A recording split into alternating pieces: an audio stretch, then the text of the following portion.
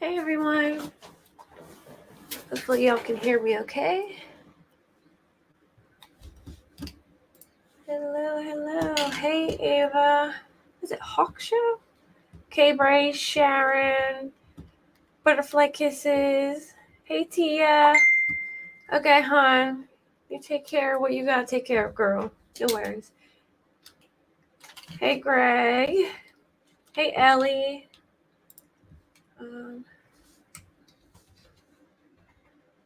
Give me 1 second.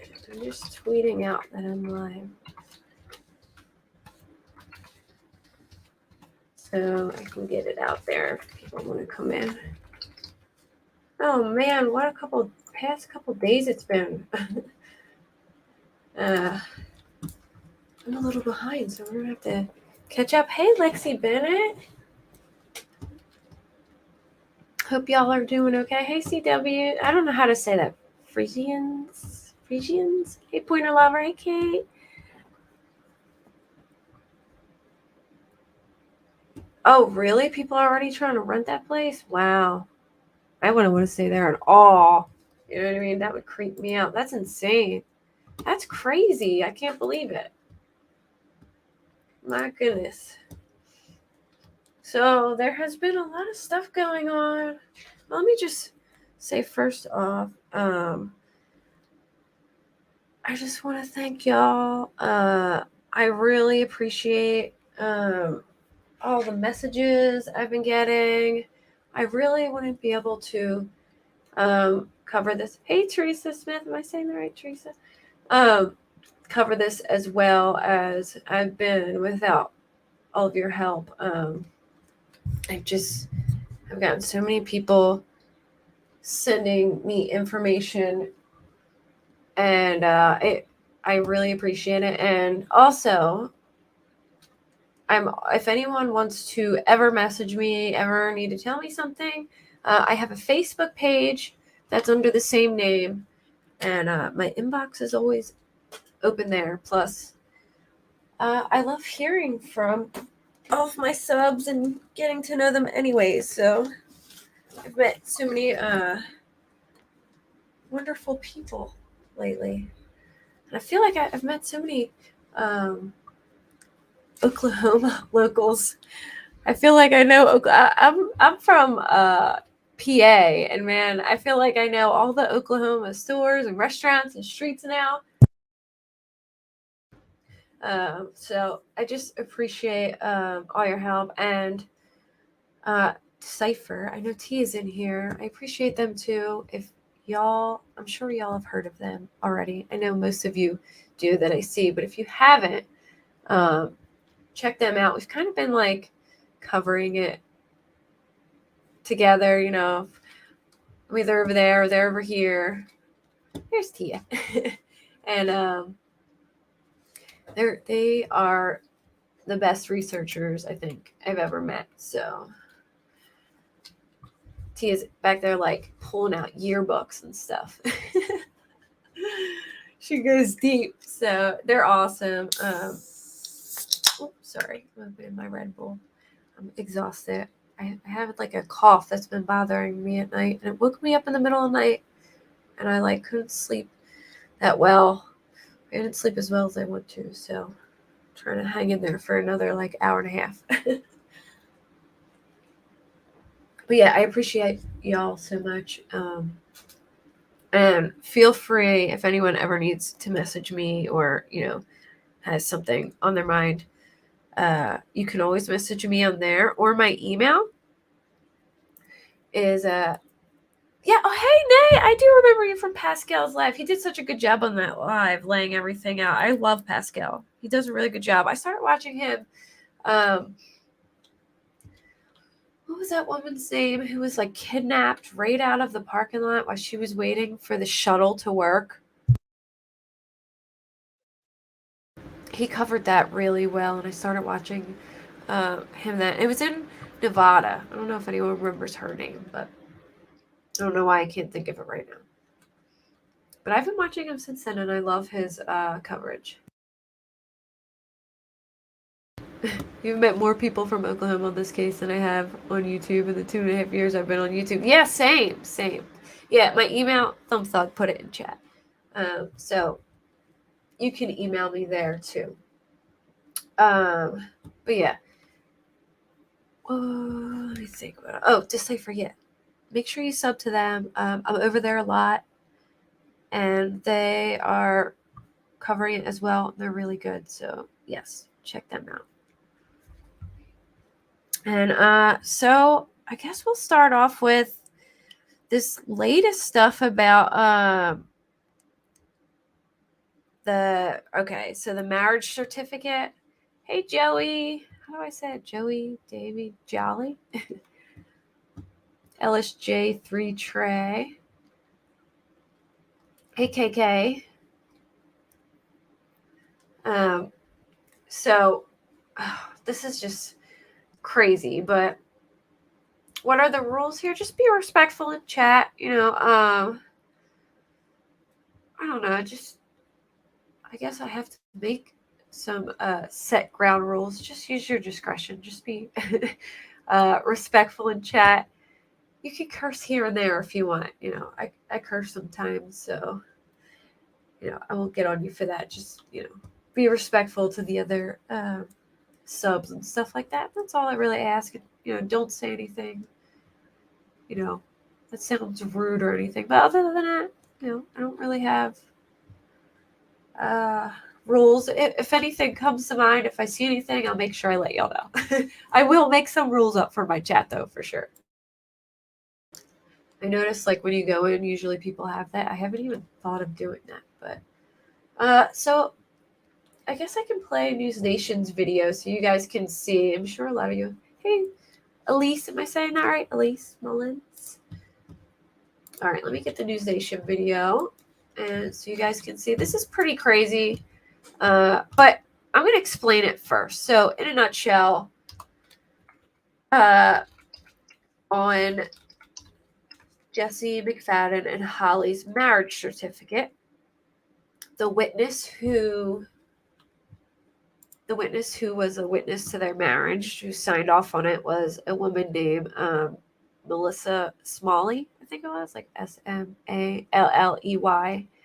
Her job description, from what has been found on LinkedIn, is that she is an administrative assistant. Hold on, let me get the screenshot up on my phone so I can tell you exactly what it says so I don't misquote it.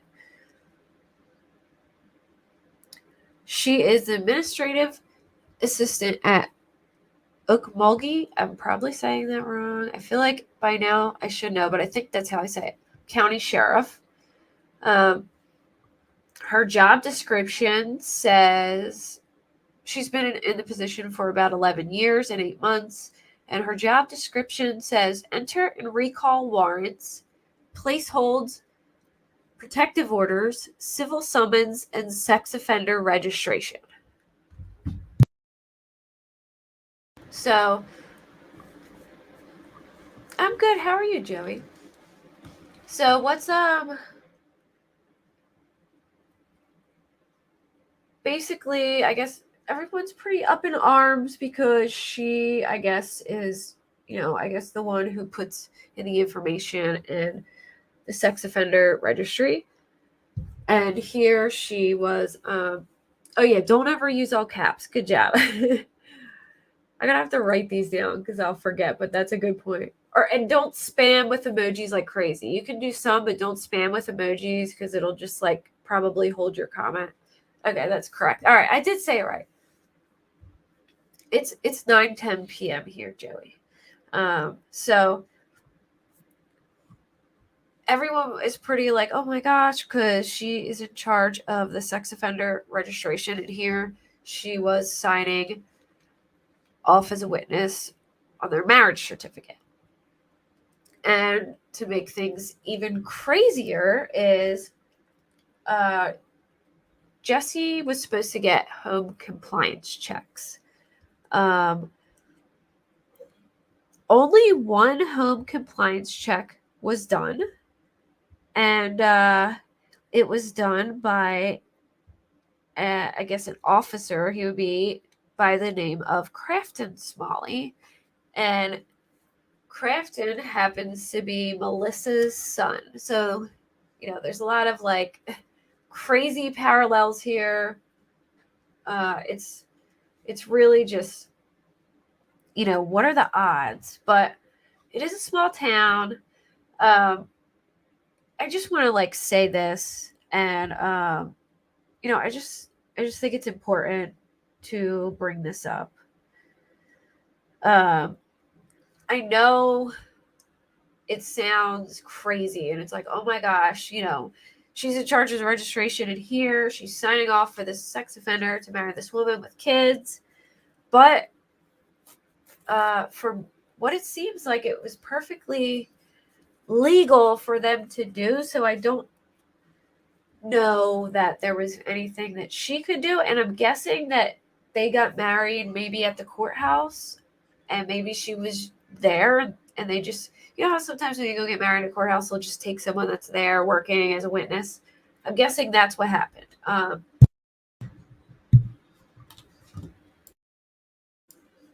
And I've heard that Crafton is a nice man. And I just want to say, like, this, this is a small town. Sometimes these things like happen where it's like you find this, you think you find this like aha, or like there's got to be something there. And for sure, I do think that we're talking about crime stuff, Joey. I do think it needs to be looked at for sure. Like, I think everything needs to be looked at, really. Yeah, I am too, Teresa, but it's legal there. It's legal. Is an SO can be around someone's kids as long as they're married. So I heard Crafton is a nice guy. I wanted to point that out because when these cases get real big, everybody gets super emotional. Everybody's emotional. I'm emotional. Everybody's emotional. And of course, that's just, people want justice. People, there's obviously been a lot of things that went wrong in every step of the way. And, everything needs to be looked into with a fine-tooth comb. And people get emotional. They want justice, especially when there's children involved. You know what I mean? And everyone wants to make connections and find everything they can. And I just want to remind people, just, try, and when you're like looking through this stuff and you're speculating and everything, try and keep it like reeled in, because I see this in a lot of cases, and I know there's probably some of you who are like new to this because it's going on in your city and you're following it because it's going along in your city. You know what I mean? What's up, CW? But like, when I'm trying, hold on, sorry, I was reading chat. Yeah, emotions are high. Maybe I'm just saying we don't know if there's anything here yet, and I just I just don't want, like, people get real, like, when they see things like that, they start contacting families, and they start, you know, bashing these people, going in their inbox. These people could have children at home. You know what I mean? And like I said, everything needs to be looked at, and that angle definitely um, needs to be looked at for sure. But just keep in mind, I've heard the guy Crafton is a nice guy, and he was fairly new, and he was probably just told, like, hey, go do this. um I don't know for sure. I mean, he could be the guy who is in charge of all the compliances. I don't know how that works, but I will say I do give him credit for actually going out there and actually doing something when it seems like nobody was doing anything. So that's all I'm trying to say is, like, I don't want everyone to, when this stuff happens, when stuff comes out like this and it feels like it's a coincidence, it's something shady about it. There might not be. So that's all. But on the other hand, it's definitely something that should be looked into. Did they get married at the sheriff's office, or was it the courthouse? Uh, did they get married at the courthouse and maybe she was just, are they in the same building sometimes? Like, for instance, my town. Hey, it's Sherry. Thank you. Glad to see you here. Welcome. Um, so my township hall and the police station are attached. So, if you go in, like, for permits or anything like that, you go through the police station. So, yeah, same building. All right. So she was probably working and they needed a witness, and they just said, "Hey, can you be a witness here?" Um and if it was within their rights, there's really nothing she could have done. So, while I agree that this should be looked at a little more closely, it may have just, it just might be a crazy coincidence because it's a small town, like Hazley just said. Did I say that right, Hazley? But this happens, like, all the time with big, high profile cases, especially when police aren't saying anything. They're not They're not giving anybody an update. They're not making anybody feel comfortable. Everybody's nervous. They're scared. Emotions are high. So just, like, when you're speculating, if new names come up or things like that, think to yourself, like, these people have a family too. And, don't share anything until you really look into it. You know what I mean? And I'm not saying this shouldn't have been shared, because I think it definitely could be something significant. But like I said, everything needs to be looked into, including this. But at the same time, just keep in the back of your mind that, it might just be a strange coincidence. Yes, legacy files. Yeah, I think it's something that has to be looked into too. I totally agree. But yeah, just, people end up, you wouldn't believe it. Like, I know people are like, oh, like, there's some people who will, like, message them and they'll just start calling them names, and just, they hear one thing and they get so upset because, it's a yeah, a press conference would help for sure. Like, I wish they would do a press conference and give a little more, because it might, help people calm down a little bit, because this is scary. You know what I mean? People are worried about their kids, and worried if, there's more to this. And, um, and also, I just wanted to point out, like, so even if I report something, like, for instance, I reported that today because I was, I seen it all being posted, and I put it on my Facebook post and my YouTube, and someone commented, was like, "Hey, I know Crafton and he's a really nice guy." And I was like, you know what? You're right. Sometimes I even have to be winded in a little bit because, I get emotional about it and I feel the same. And hey, I'm in PA and I'm emotional about it. So I can't even imagine how people of Oklahoma feel. And, but, I was like, you're right. I'm just going to make a point that, I heard he was a nice guy. And, I don't know, but it should be looked into. Regardless, everything needs it. I mean, everything from top to bottom needs to be looked into, in my opinion. The jail and sheriff's is in the same building. The police department is somewhere else. So it's like the courthouse where you would go to get married in the same building as the sheriff's. I would think it is. Like, that would probably be in the same building. Yeah, if they know something is innocent, an innocent coincidence, they should be transparent. Or OSBI or the sheriff's office or somebody should, put out a statement and be like, hey, um, it's innocent. Oh, you're leaving LSJ3? Okay, well, sorry you have to leave. Thanks for coming. But yeah, I just I've been through this with so many cases and I've seen some just get like way out of control. I hope it's nothing too. I do. I really hope it's nothing, but you never know. It's definitely a strange coincidence that I think totally needs to be looked into for sure. Like, just a strange coincidence. I don't know. Or maybe it's not a coincidence. But yeah, I'm always open, if somebody messages me and they're like, hey,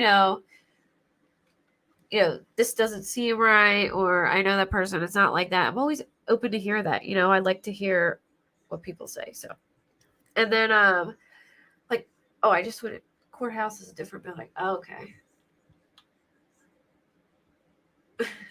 Thanks, Jen. I try not to spill speculation. I try not to go crazy with it. I try and speculate a little bit, but, um, you can't not speculate. But one of the attorneys is speculating when he checked in and introduced Holly to them, they recommended that since he moved in and has kids, that they should get married. So, oh, interesting. So they think like maybe they knew Holly or Jet or Holly, and they were like, hey, so this doesn't happen, you should get married to avoid getting in trouble. That could be a possibility too. And if that's the case, I don't really know if prison minister or the secretary was witness. Okay. I mean, I don't really know, like, are you, if someone could get in trouble for that, but I feel like, it's pure speculation. Yeah. Well, I mean, maybe, would have also helped how his court case would be, would have looked at trial if he was married. Oh, true. That's a good point, Caitlin. I didn't think about that, but yeah. Yeah. He was the only one that did the home check weeks later. Yeah, and you know what? They did get married in May, and then the home check was in June. So, did they know about the home check? Are they supposed to know about the home check? Like, do you get alerted before the home check comes, or are you supposed to not get alerted? I'm curious about that. Like, do they notify him, like, hey, you have a home check coming up? Or are they supposed to, like, pop in and unannounced? Hey, Sarah.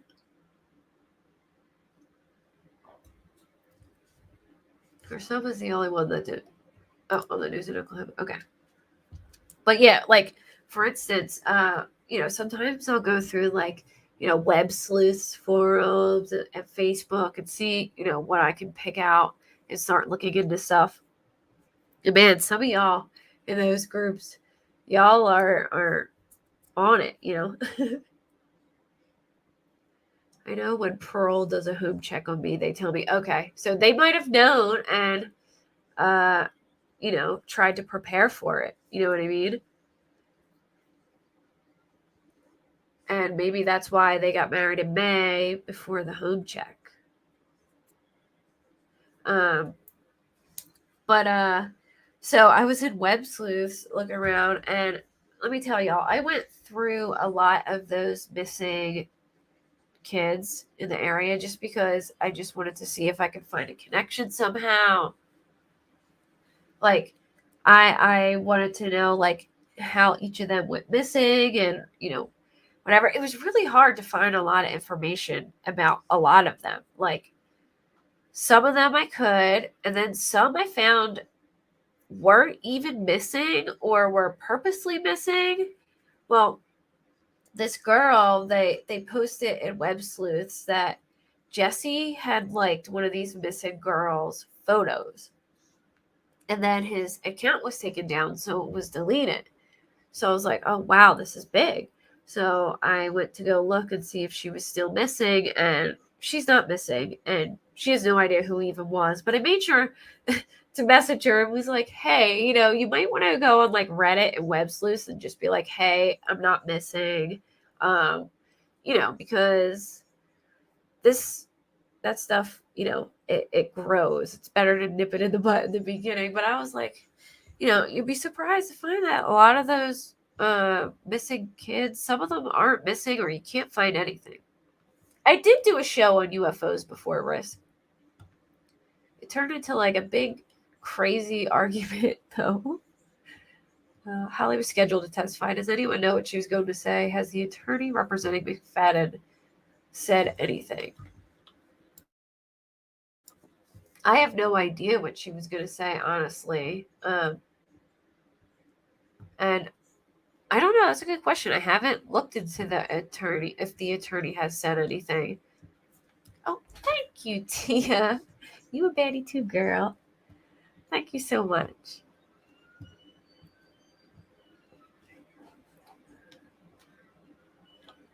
I'm here where it happened, so it's terrifying to think she told the school they didn't do anything, but I've heard the oldest was treated badly by her peers also with the way the school was. Oh, yeah.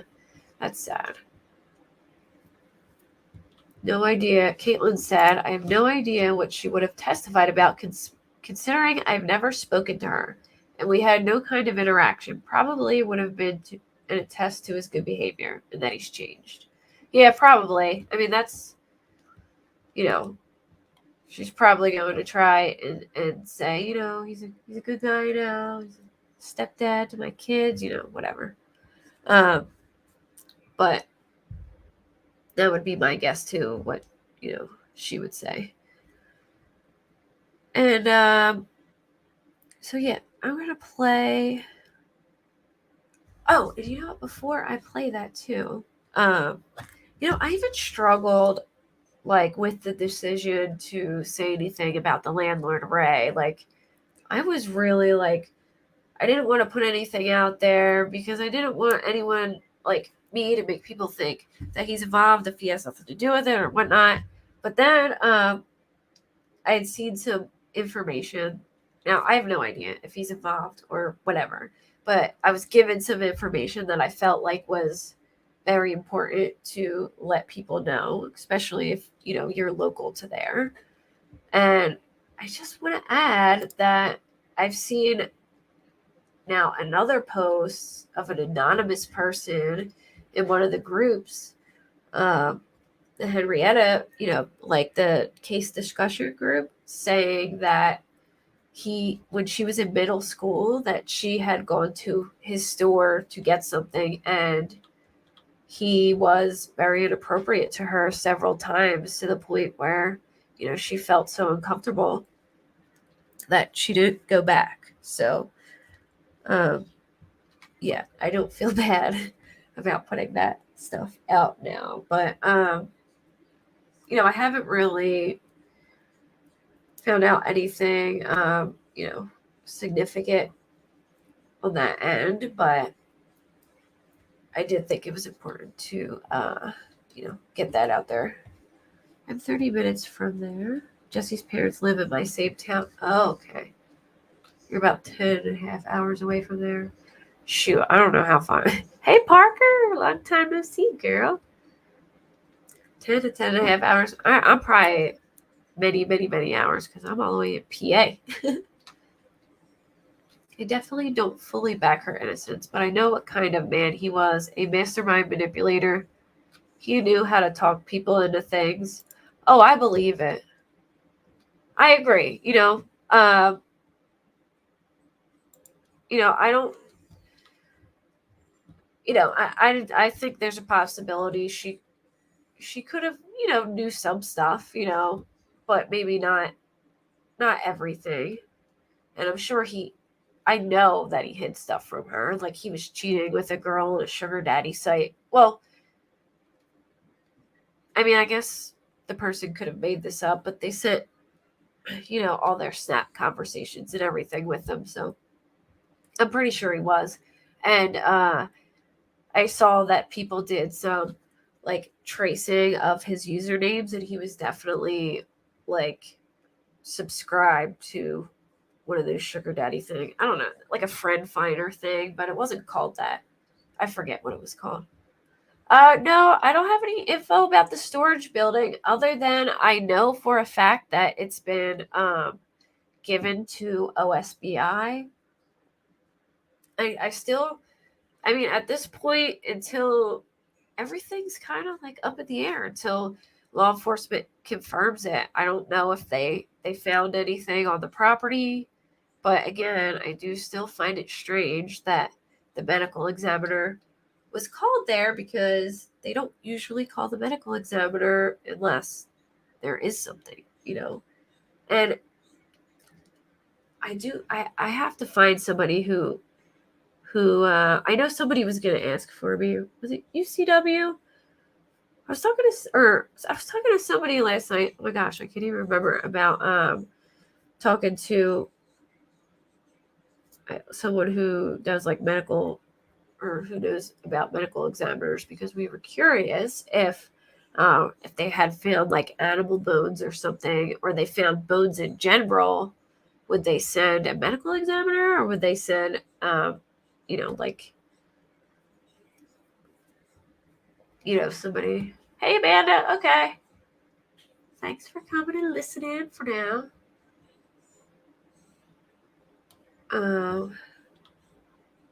Where was I? Where did he get the money to support his lifestyle? My mother's. Oh, I don't work. Yeah. Well, he worked. That him and Holly both worked for an insurance company, I believe. Yeah. Okay. I thought it was UCW. Whew, thank God I was right. I was like, I'm pretty sure it's CW, but I just wanted to make sure. Well, definitely let me know on that because I'm really curious. I think Holly was attracted to bad boys. Lots of marriages and protective orders. Hey, man, when I was young, I went through a lot of guys, and they were all like the same guy in a different body until I met my husband now, who is just the complete opposite. But I mean, I feel like people go through those phases. Some people are fixers; they want to fix people, or they think people can change, or they see the good in people. I don't know, but I agree. It does seem, maybe she was attracted to bad boys. Who knows? But OSBI is in charge. Yeah, thank goodness OSBI is in charge. Hi, sweet Melissa. Oh, you live in PA too? Awesome. Love it. Are you in like Eastern or Western or like Central PA? I'm close to Philly. Well, thank you. I appreciate that. All right, let me play the News Nation video so you guys can see that. If in case people haven't seen it, but it's basically the one about the marriage certificate. Just give me a second to find it. Videos. I'm in the wrong section. I was in the live section. I think they might have did an interview with Shannon Boykin too. That's who it looks like, but we can watch that too if you guys want. They post so many videos in a day. My goodness.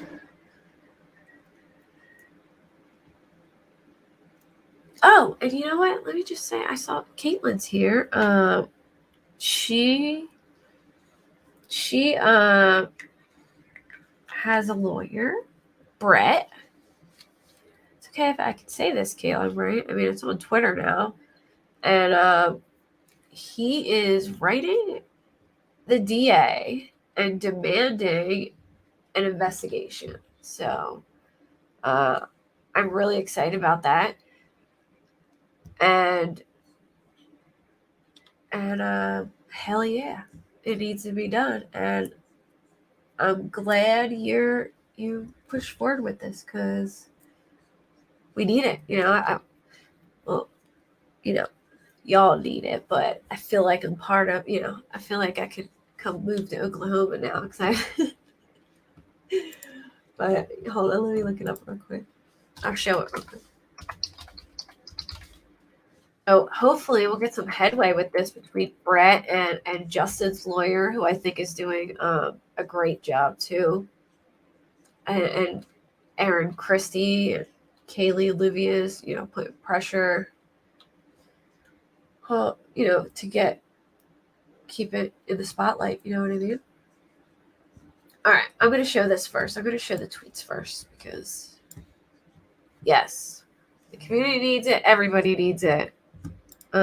However, we could get justice for these kids,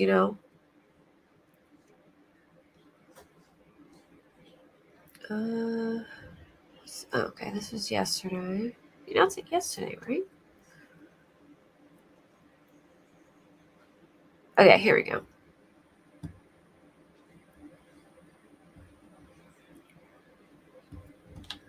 Let me share my screen. Oh, and question. Did that thing air yet, Caitlin? Because I could play that. But if it didn't, I won't, obviously.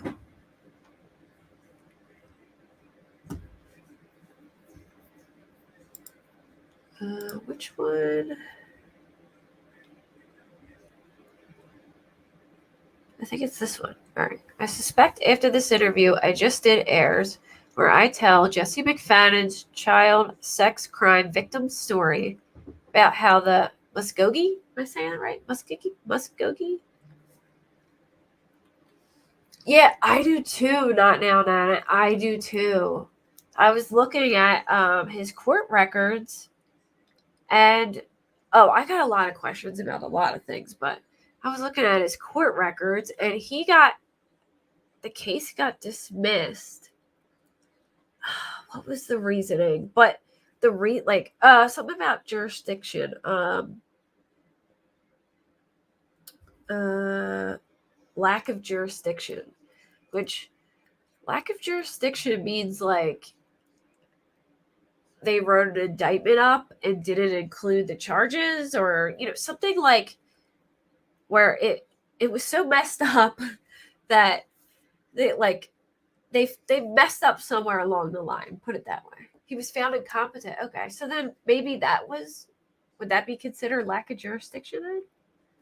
Oh, because I've never seen that listed as like lack of jurisdiction, and I've seen it listed as like incompetent. Interesting. So is he in a mental hospital? That's a good question. That's definitely something I'm going to write down because I feel like that needs to be looked into more. Thank you for bringing that up. And my other thing is, it was tribal. Okay, yeah, I was wondering that too. Here's my thing. Was the land where he committed the crime, was that tribal land, or because he's considered Native American? Yeah, that's what I was wondering, Caitlin. But I thought with Oklahoma law is if you're not on Native American, like a Native American reservation, you still have to follow the laws of the area. I don't know. So No tribal. So it was on regular land. Because, I mean, that's what I read. That, like, only Cody. Okay.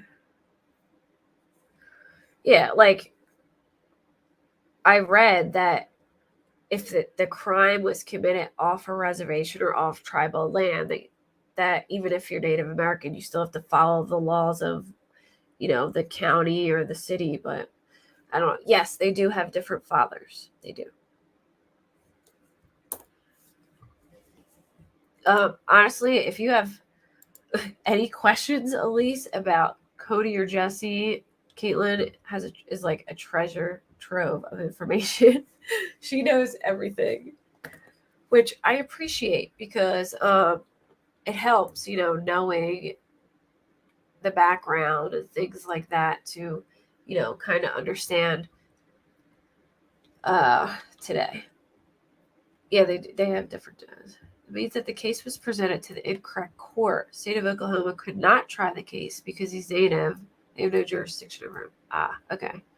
It gets transferred to tribal court, and then they prosecute him accordingly. But I thought that they couldn't do that unless he was on tribal land. Whatever.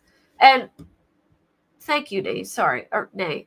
Let me read that. Kate, I asked how many in chat were in the area. That's why peeps are saying how close they live. Love and care to the area from Melbourne, Australia. Oh, you're all the way in Australia? Oh my gosh. So you're like opposite time as us.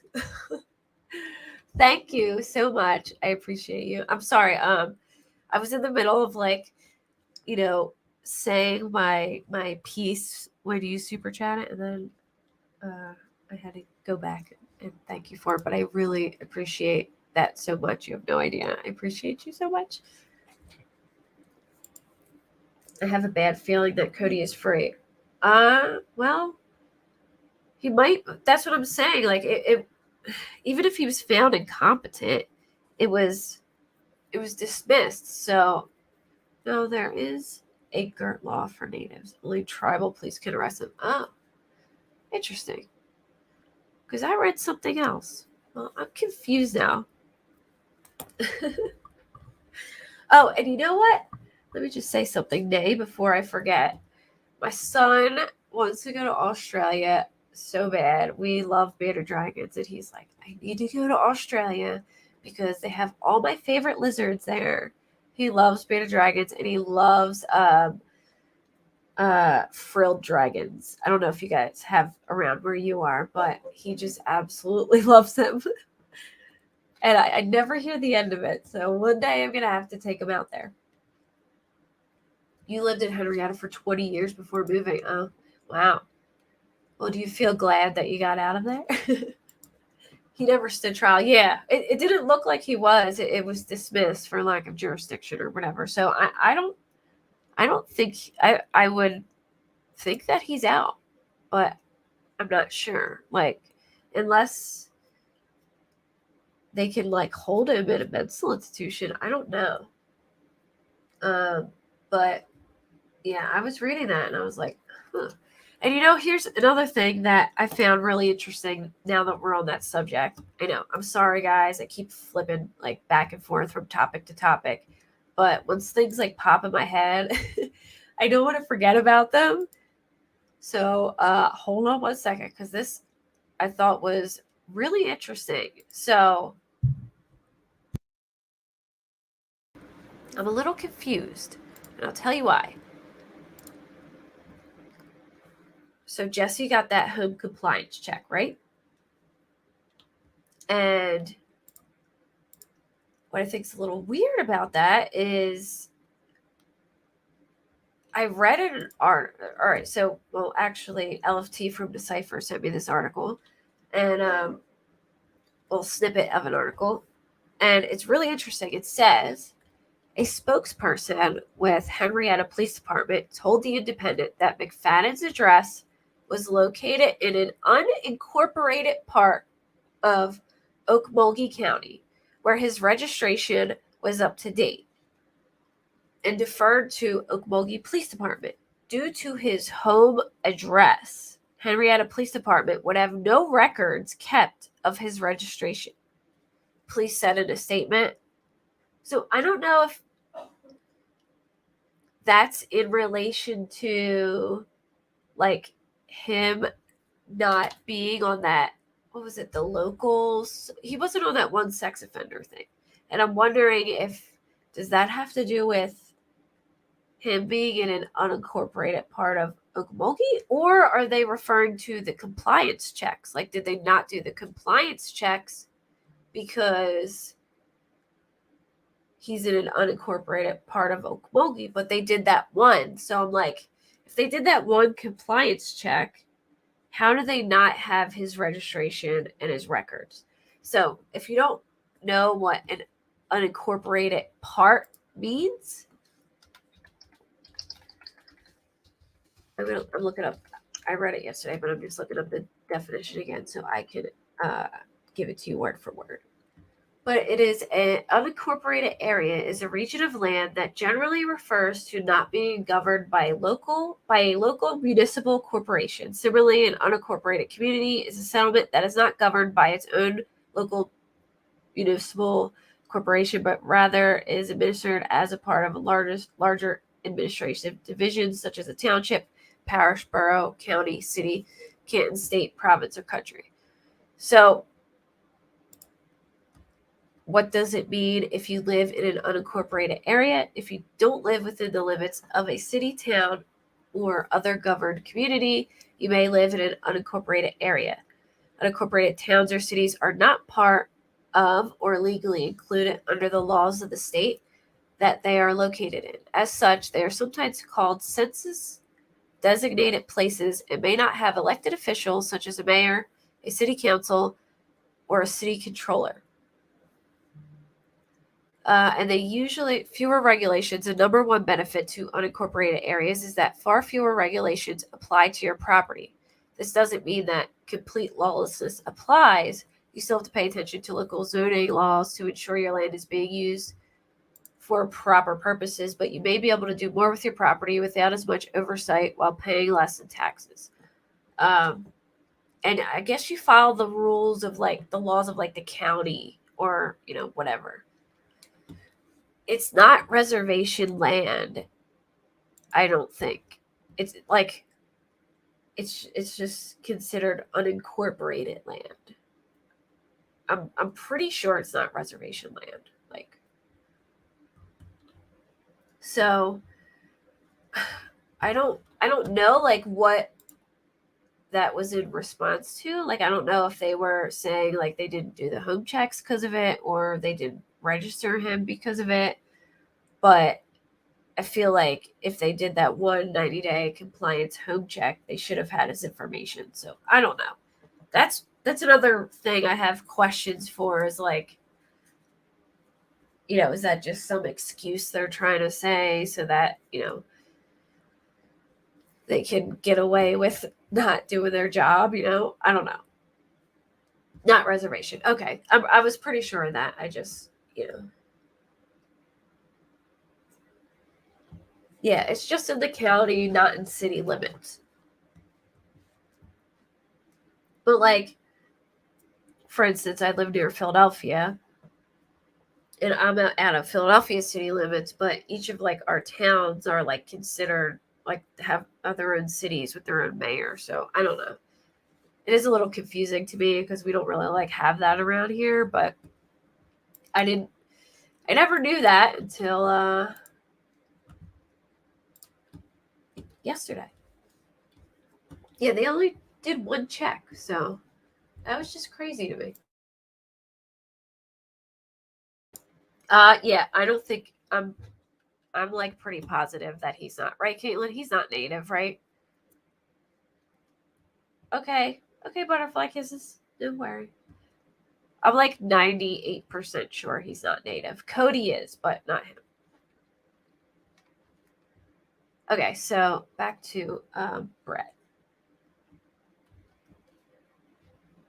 I suspect after this interview I just did airs where I tell Jesse McFadden's child sex crime victim story about how the Muskogee DA ignored her warnings about him and who. I will be persona non. Am I saying that right? Persona non grata there. Oh well, I don't need to take Muskogee cases. Her story does need told. her text are proof she sounded the alarm before 11/16/20 bond hearing. The DA never told her she could be there. The judge gave a tiny bond. The DA never objected. Knowing how Oklahoma works, this could take a while. Nobody really knows what he could do since he has full freedom. Somebody did send me an article and say this isn't the first time that this happened, where this DA gave a similar bond, and this man ended up like killing his family. I have to go. I don't remember where that is, but I'll make sure that I put it up on my community post after this live so you guys can check it out. But if you could see, this is her text on November 12th, 2020 at 12:33. All right, good news. Yes, I need good news. The DA confirmed whoever released. Oh, is it who? Is this your text too? Yeah, if y'all don't know, Caitlin, he's talking about her. Oh. All right, Ava. Thank you for supporting me. I appreciate it. Okay, so the DA confirmed whoever released him dropped the ball. He should have been immediately transferred to county jail in Muskogee on pending charges and given the option at bail or waiting there until sentencing. He has a warrant out for his arrest now. Knowing how Oklahoma works, this could take a while. He could try to leave town. Nobody really knows what he could do since he has full freedom. There's also the possibility of him making bail once he's in. So, is this you texting the Henryetta DA? Who are you texting here?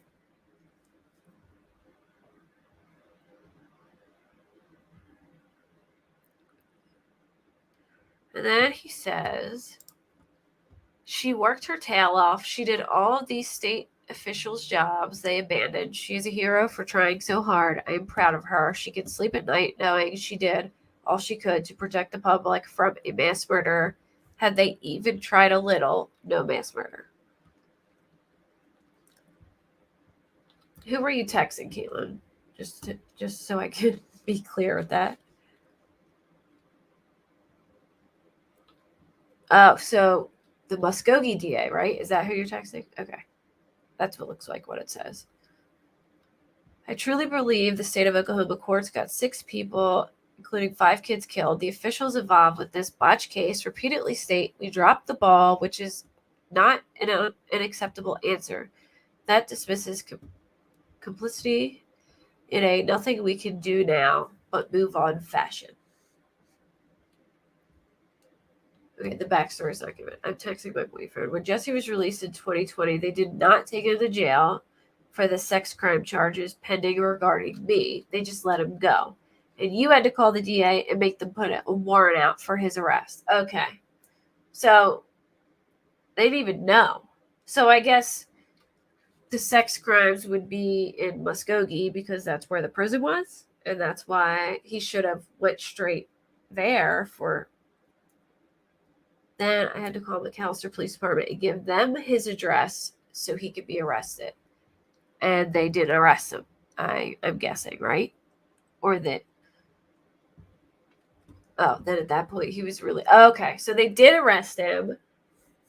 And then they released him on that tiny bail, which is ridiculous considering his previous charges. It's like, obviously this was pretty recent, and given his previous charges, that bail, in my opinion, was very small.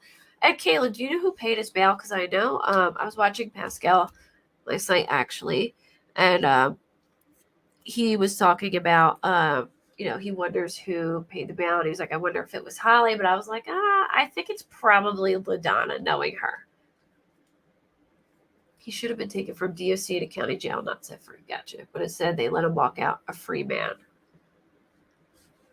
Where was he living when he was arrested? Probably with his mom, I would guess. McAllister, or was he living with his mom or on his own?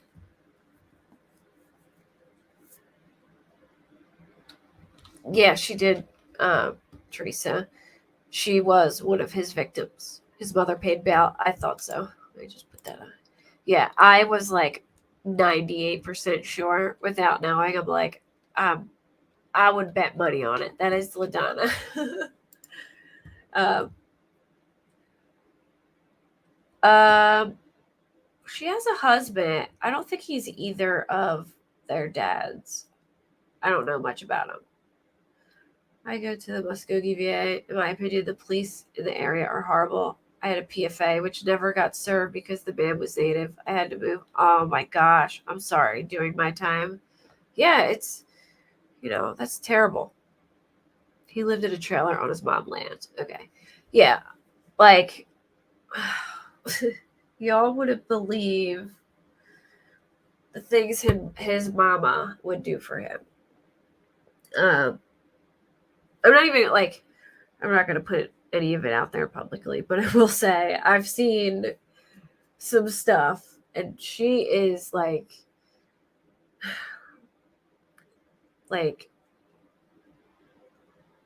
what's Mega, like what's the big thing in Power Rangers where they all put their things together? Megazord. She's like a Megazord enabler. She's like the ultimate enabler. If anyone was the ultimate enabler, it would be her.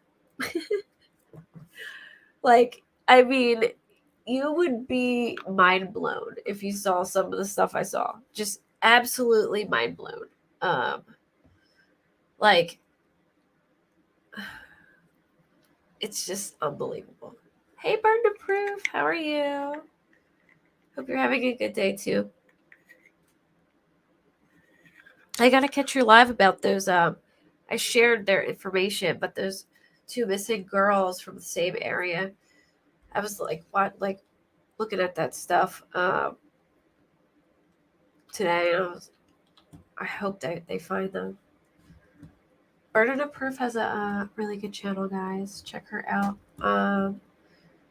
Let's see, she did she came up with me and did one of the she was on here with the interview with James and Crystal and Caitlin that night. Gotcha. All right, I'll paraphrase for people, but in a nutshell, yeah, I figured that, Caitlin. I wouldn't I wouldn't want to do that.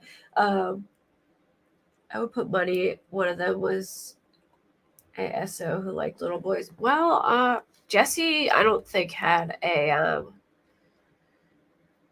Jesse, I don't think had a preference, boy or girl, from what I've heard. I think he just all around just There's Burden of Proof's link. I just posted it in case you guys want to check her out. She's been covering this case too. She does a really good job.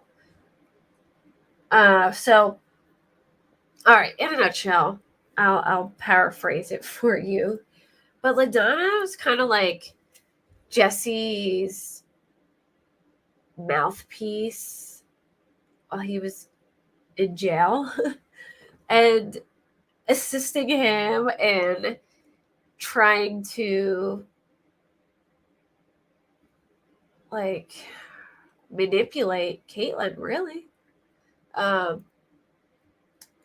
She often would try and, get Caitlin to drop charges and, deliver stuff from Jesse to her. There was certain instances where Caitlin had felt very uncomfortable by some, like aggressive letters he had sent her. And Caitlin reached out to her, worried, and she made like all the excuses, and she knew that Caitlin was underage and that Jesse was older and in jail. You know what I mean? Yeah, LaDonna's his mom, and um, I mean, you wouldn't believe like trying to send Caitlin flowers from him. I mean, just stuff like that. Just she knew very damn well that Caitlin was a minor, and she was begging her not to follow through with court, and saying, I need my kid, my kid's been gone for too long, I can't go through this again, trying to make her feel bad, like really, trying to like get her to lie or back out of this like it never happened, and wasn't even phased by the fact that Caitlin was underage. I mean, it just blew my mind. Like reading the text, I just couldn't believe some of the stuff that she was saying. Like, I'm telling you, I was absolutely floored. I've never seen anything like it. So, oh, it was you who sent me that, Caitlin. It was you who sent me this article. Hold on, let me pull them up. But yeah, he told Adana that he was going to kill all of them. I have the screenshot of that somewhere too. She said something like, he said that he's going to like hang everybody or something like that, and or hang himself and kill everybody. And she was like, should I take this seriously? Like, yeah, you should take it seriously. Like, why is that even a question? Um, I'll put those on my. I'm just gonna put those on my community post. But yeah, like it was sick. I mean, she's literally as sick as Jesse, in my opinion. I mean, maybe not as sick as Jesse, but she's definitely, up there.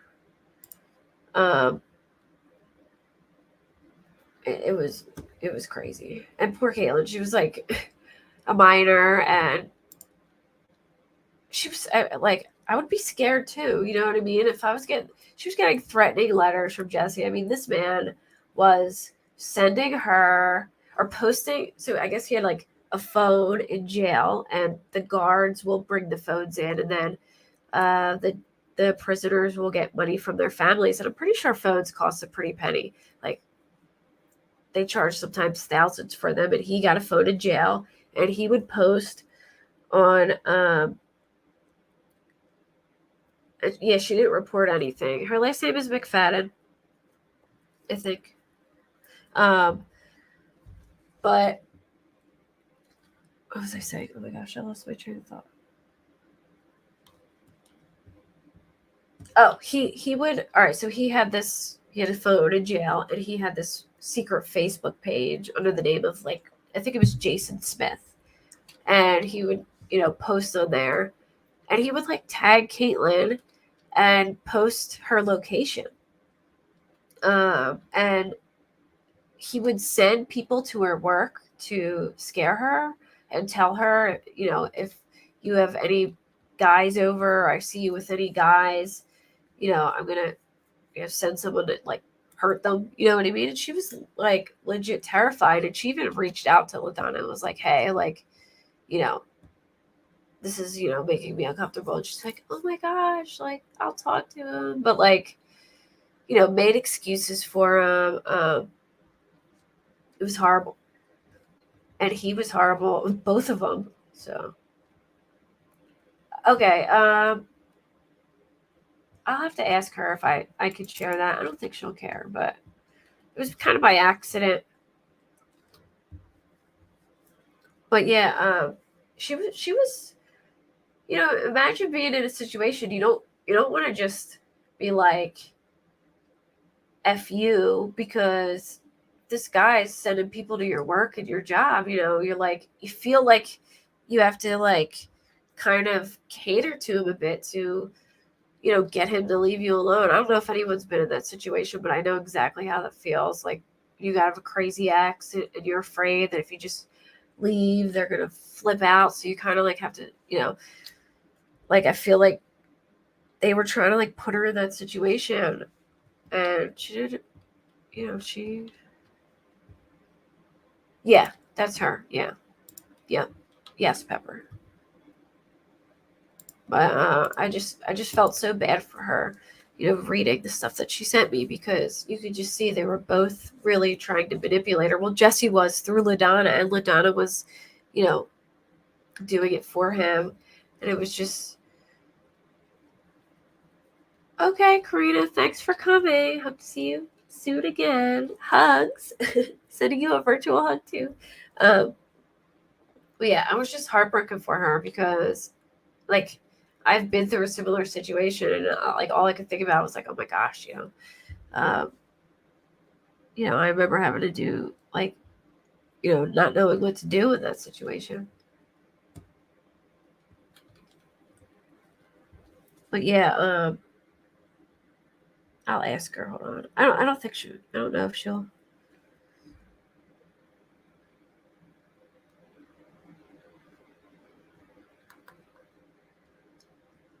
But he got her number kind of by accident. Jesse got Caitlin's number by accident. Oh yeah, I was talking about LaDonna, yeah. Like how she was helping Jesse to try and manipulate Caitlin.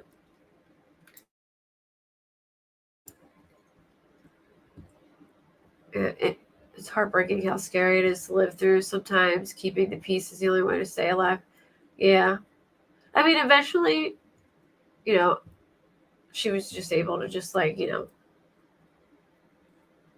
I guess block him and leave. But still, I'm sure had to live for a long time, looking over her shoulder like, is he sending people here? Okay, all right. She explained it. So I just wanted to make sure I asked her before I explained it. But basically, Caitlin had just moved to Oklahoma to live with her grandparents. She got a new phone number.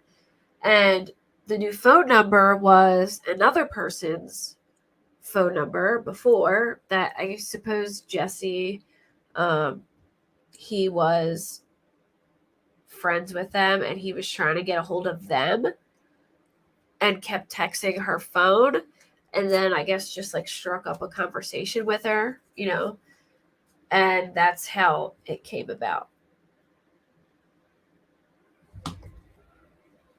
Guards should be fired if not more for taking cell phones. Yeah, totally. I mean, they can find out. Um, yeah, it was a woman, some woman named Shannon. He was trying to get a hold of, and he couldn't get a hold of her. He got a hold of Caitlin instead.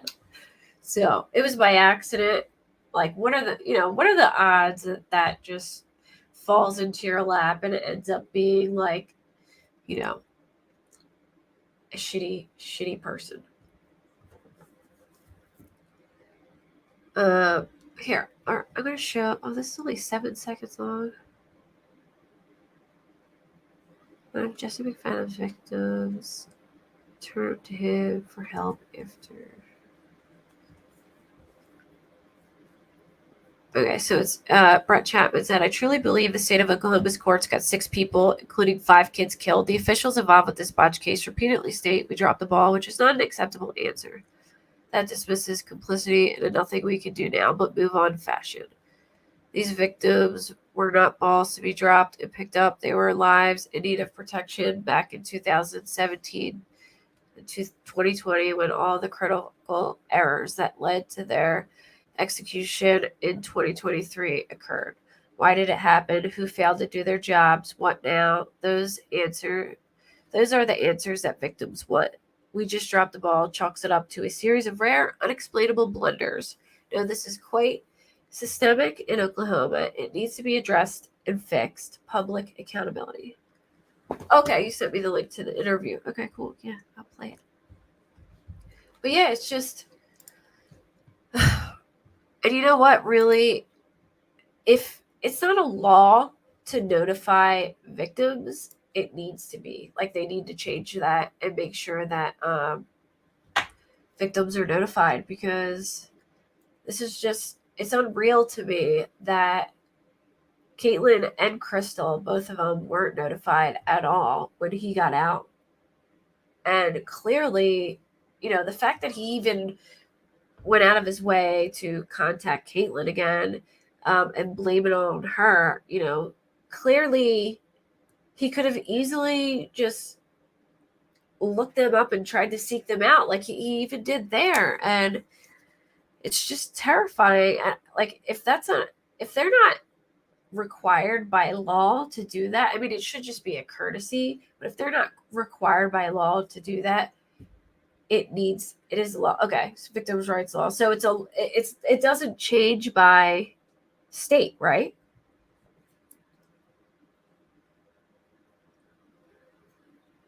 Like, the victims' rights law applies. Does it apply everywhere? I mean, I feel like that even is, something they should be held accountable for not notifying both of you and Crystal.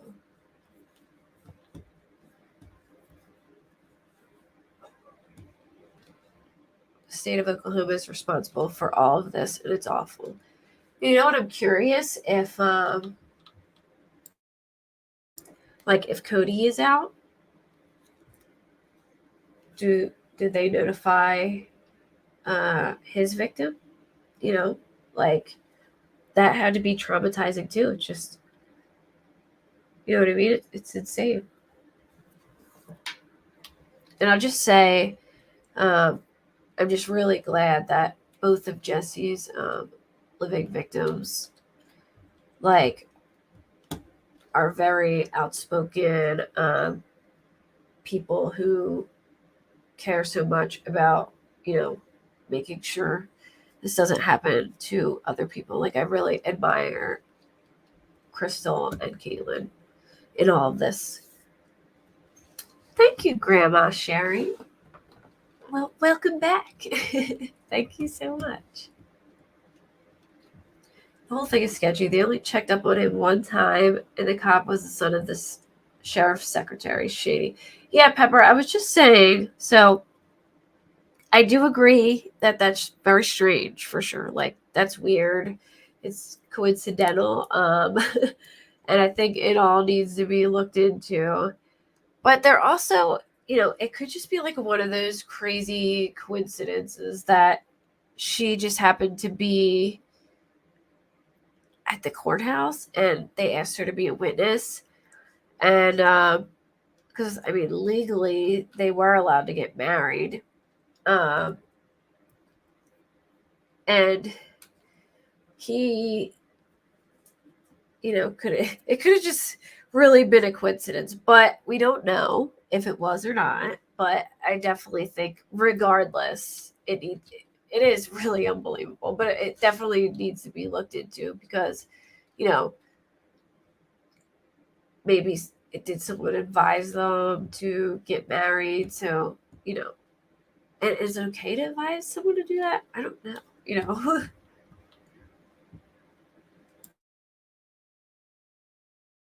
But regardless, it's like, I thought they were supposed to hold until mentally competent. I don't. Cody is very scary. Yeah. Oh, I agree. Very scary. I was reading a lot of his stuff, and he's very scary. Okay, state constitution article 142A2. In any felony case involving a violent crime or a sex offense, the district attorney's office shall inform the victim as soon as practicable. Well, there you go. So they absolutely need to be held accountable for that. If that is a whole ass law and they didn't notify either of you, that's just unacceptable. He was out for years.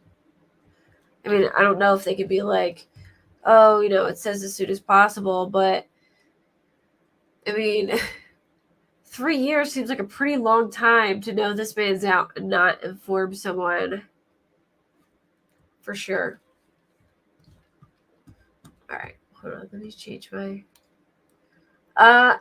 There is. I did see. I read a couple things on him. I have it somewhere, but I have so many screenshots. I have to find it. I didn't plan to go into Cody, so I didn't have it pulled up, but I can find it and share it on my community post if you guys want to look out for it. Or I can see if I can find it while the video is playing. I know I got it somewhere. Oh yeah, the Cody thing definitely. I mean, I agree. I feel like people need to know if he's out. I mean, he's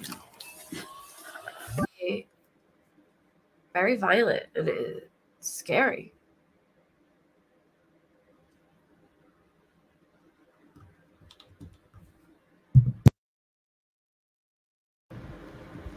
Oh, Involving Jesse McFadden is out. let me know if you guys could hear this. Asking for an investigation into the justice system. Her attorney says the system failed her and the 6 people he's accused of murdering. News Channel 8's John Hayes spoke with him this morning. And John, how does this tie into the bigger picture? Rena and Mark, this case I'm holding in my hand is the 2017 case. McFadden was supposed to show up in Muskogee County District Court for the same day Okmulgee County authorities announced he and 6 others were dead. The victim says she tried to get someone to listen, but no one did until it was far too late. This guy was able to victimize her again by doing this horrible crime, and then the incompetence of state officials victimized her yet again. Scathing words from Tulsa attorney Brett Chapman. He's representing the victim. Convicted rapist and alleged murderer Jesse McFadden was accused of sexting from prison 6 years ago. He says she tried everything she could to keep him behind bars. She's actually taking efforts to try to protect the public, doing their job for them, to try to keep him from being out. And that she didn't even get an opportunity of notice under state law to voice her concerns. She had no opportunity to go up there and voice these objections to a judge. This video posted on a TikTok account allegedly belonging to McFadden back in 2021, a year after his release. Chapman says his client didn't stop trying. The victim and her grandmother began calling Orville Loge's office. She documented her experience with the then Muskogee County District Attorney, and these text messages shared with us, Chapman says, were between her and her grandmother. The district attorney, Orville Loge's office, was well aware of Thanks, this young lady's LFT. objections to this man being released after he was released. We reached out to Loge, now a judge in the county, who declined to comment. He directed us to District Attorney Larry Edwards, who did not return our call. What needs to happen is the right people need to see where exactly this went wrong, if there's going to be some type of constructive change, because there's no communication. We also reached out to the Oklahoma Attorney General's office for comment. It says in part that the current DA, Larry Edwards, has been forthcoming with the public about issues that contributed to these crimes, and that the AG's office is ready to assist the DA and local law enforcement in any capacity they request. We posted the full statement with this story at KTUL.com. New today, the Oklahoma Humane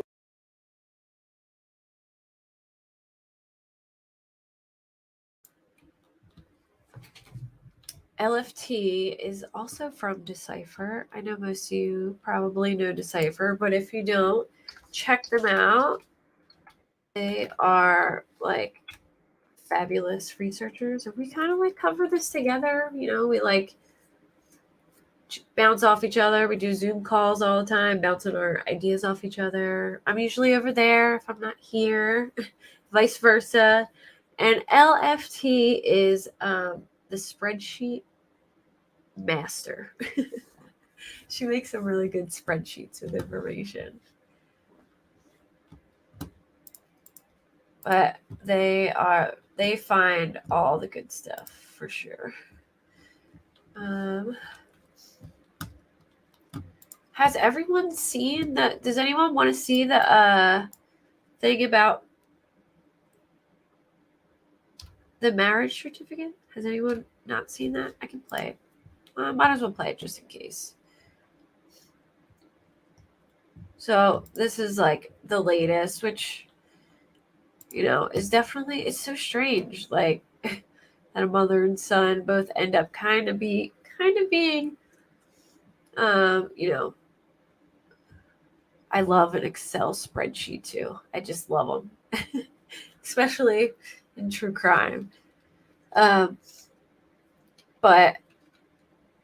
it's really bizarre. It's either just some small town coincidence or, it does need to be looked into, but it's very strange. But I'll say again that I've heard that Crafton, the officer who did the compliance check, was a very nice guy. And he was, I think fairly new, and he was probably just hey, sent to go do that. You know what I mean? I've heard nice things about him. I just want to say that, I know I don't know him personally, but I have heard nice things about him, and I want to make sure that, I do say that. I know, nice don't cut it. If there was all right, look, if he was in charge of doing the other compliance checks, didn't follow through, or if there's some like weird thing going on here, nice don't cut it. I don't know if he wasn't in charge and he was just sent over there, then, I just want to keep the options open here. I don't want to, I'm trying not to jump to be like, oh, this is a thing, because it might not be, but you never know. Hold on. Where is this? They've posted so many videos. Hold on. Okay, 2 days ago.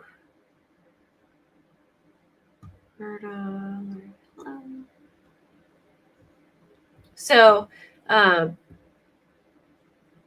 is everyone here in a true crime, or is there some people just here to follow the updates in Oklahoma? Because if you guys like true crime,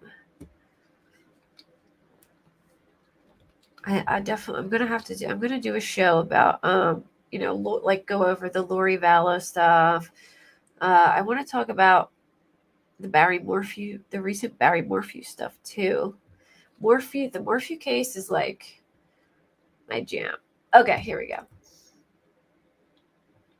I think this is it.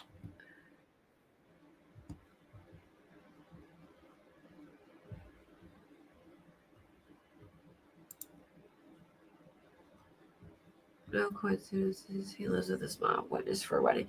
Yeah, but I'm saying like she might have just been at the courthouse for like work, because sometimes when they go and like if you get married in a courthouse, they'll just have somebody, like they'll pull somebody there who works there to be a witness. But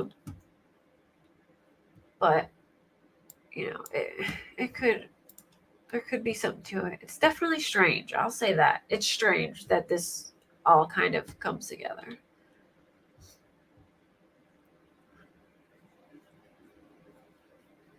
Don't discount. No, I know. We all do amazing research, but I just, wanted to make sure I gave Decipher credit where it's due, because they do really do a good job. All right. Let's see.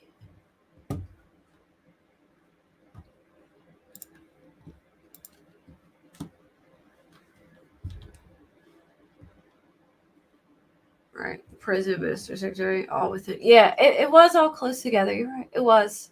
So the marriage was in May, and then that's a good point. The compliance check was in June, so it was close. So, it's definitely, raises some questions for sure. Thanks, LFT.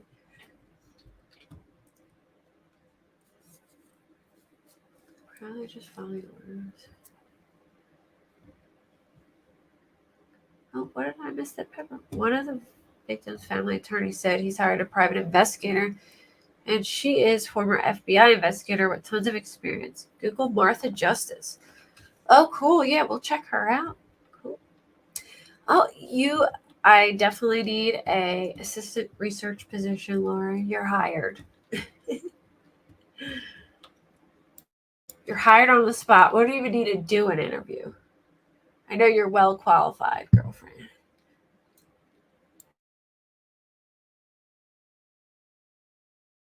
Spradling. He is a local attorney representing Ivy Webster's family, and he's live with me now. Can y'all hear Cameron, we've been, periodically touching base with you to sort of find out the most we can, given the fact that law enforcement has been so tight-lipped. Do you have any updates at all since we spoke last week?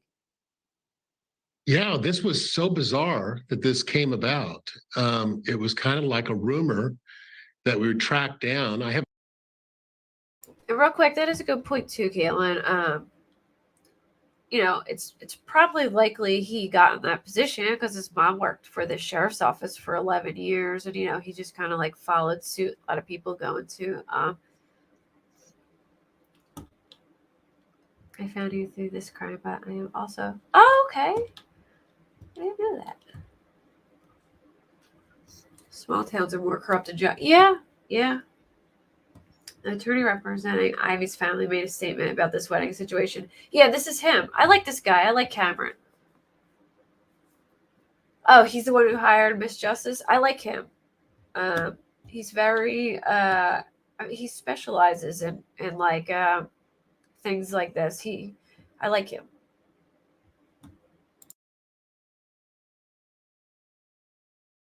I have a very good former FBI agent named Martha Justice, and she's my private investigator. And I put her on this problem of this marriage license, and I can try to give you a timeline if you'd like, but it looks like May of 2021, he moved into the community, Jesse McFadden, and checked in as a sex offender with the sheriff's secretary. And then it was about December of 2021 that Holly got divorced. And then in March or so, we know that he was already living in the house. And in May, he comes back to the jail. And this is May of 2022. And he gets married by the jail chaplain, witnessed by the sheriff's secretary. And here's the crazy thing. And it'll be Oh, I didn't realize he got married by the jail chaplain. You can do that? You can go get married at the jail? Like, even if you're not in there anymore? Like, why would somebody go? I didn't even know you could go to the jail and get married. I thought it was just, like, I thought you just had to go to a courthouse. That kind of, hold on. Jail. I did not know that. I watched this interview, but, like, I don't know why I didn't catch that the first time. I'm going to look into that because I've never heard of that before. I mean, I guess you can, like, if you're in jail and you want to get married, they have that option. But I didn't know, like, you could just, go back to jail and be like, hey, I want to get married. That's strange. Well, that makes sense why she was a witness then, because they're in the same building, right? He was checking in, introducing Holly to them. Oh. Like, was he required to check in at the jail? I think the wedding was at the courthouse, but the chaplain probably does weddings too. It sounded like he said, hold on, let me rewind it a minute. Because I feel like he said they got married at the courthouse. And he gets married by the jail chaplain, witness chaplain. Hold on. This is May of 2022, and he gets married by the jail chaplain, witnessed by the sheriff's secretary. And here's the crazy thing. So they don't specify where it is. Less than a month after the marriage, there was only one time. So if he goes, what does he invite the jail chaplain? Like, hey, come marry me? That's strange. I don't know. That is strange to me. Like, I didn't know you could do that. But the chaplain does not only work for the court. He could have requested the chaplain. Okay. I don't know much about how the chaplain stuff works. So, oh, the chaplain does not only work for the jail. He could have requested them. Okay. That's a good question. Did the secretary put Jesse on the list? Well, you would think she would have had to.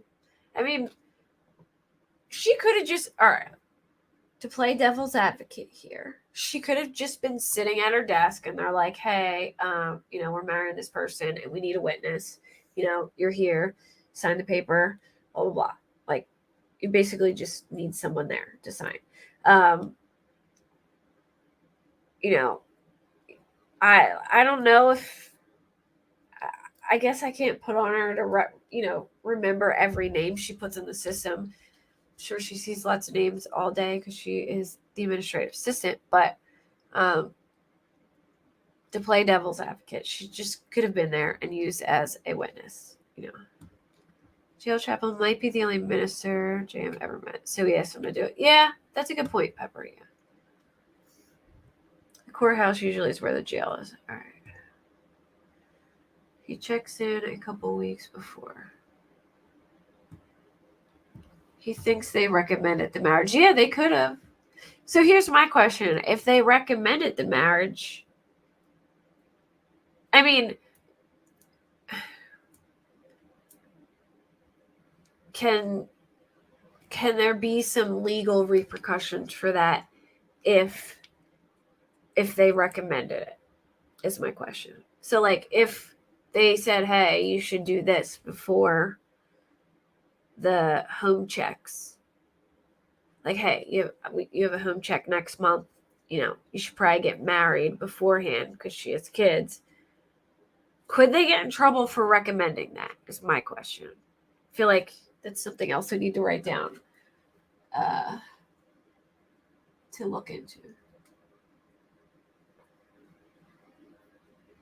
Because, like, are you allowed to do that?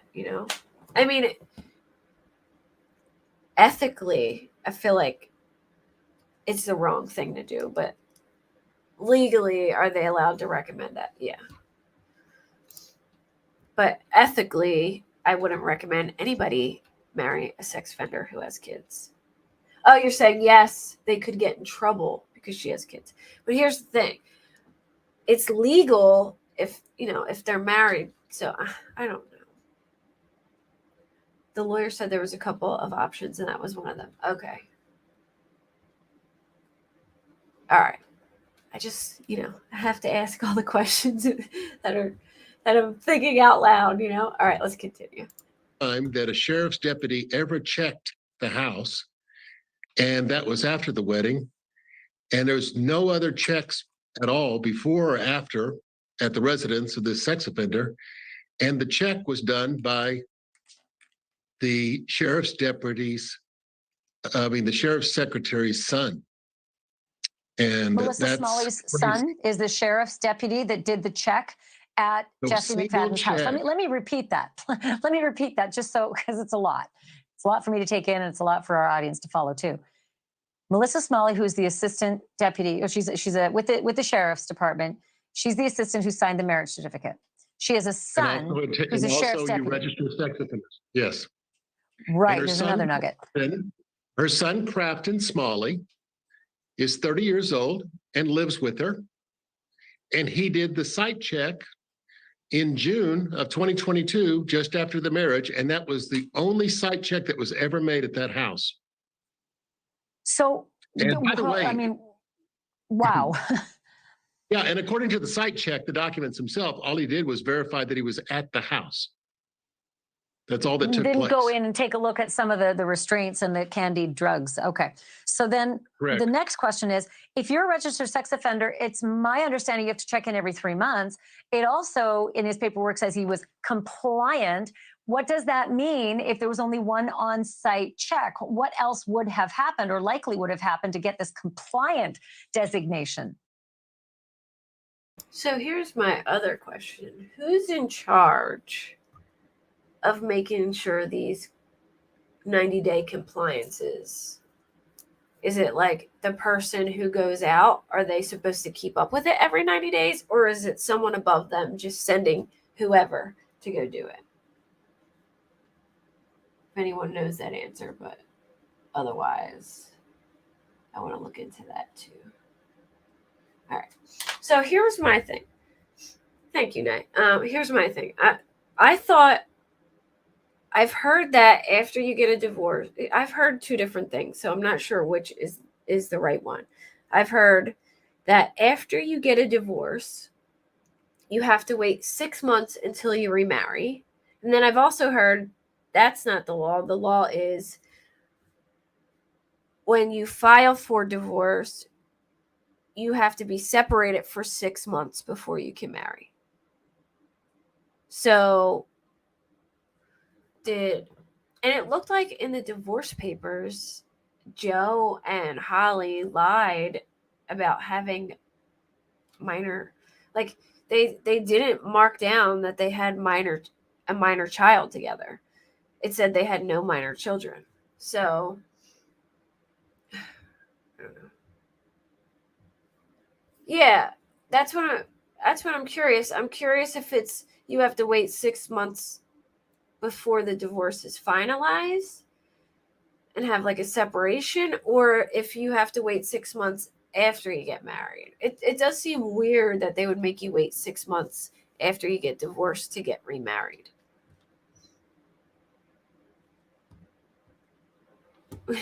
Hey, Linda, you're in trouble. No, I'm kidding. You know I love you. Common laws is in Oklahoma. Last I knew. I thought common law was like, if you're together for like over so many years, you're legally married. Or like if you live with each other for so many years, you end up being legally married. I think it's waiting 6 months for the divorce. Okay, that's what I thought too. Somebody said you had. Maybe I just got confused what they were telling me. I don't know, but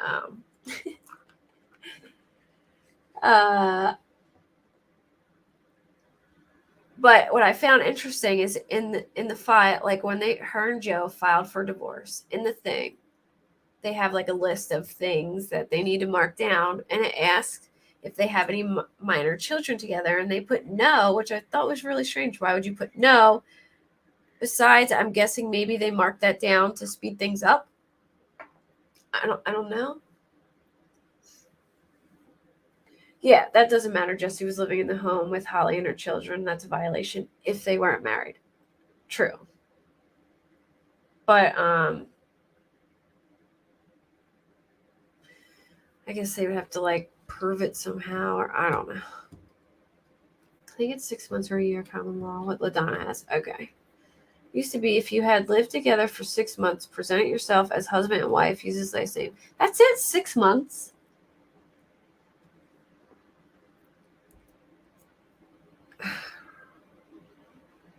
Six months is so short. I thought it was like, in some places, I thought it was like 7 years or like 6 years you had to live together for it to be common law. I had no idea it was 6 months.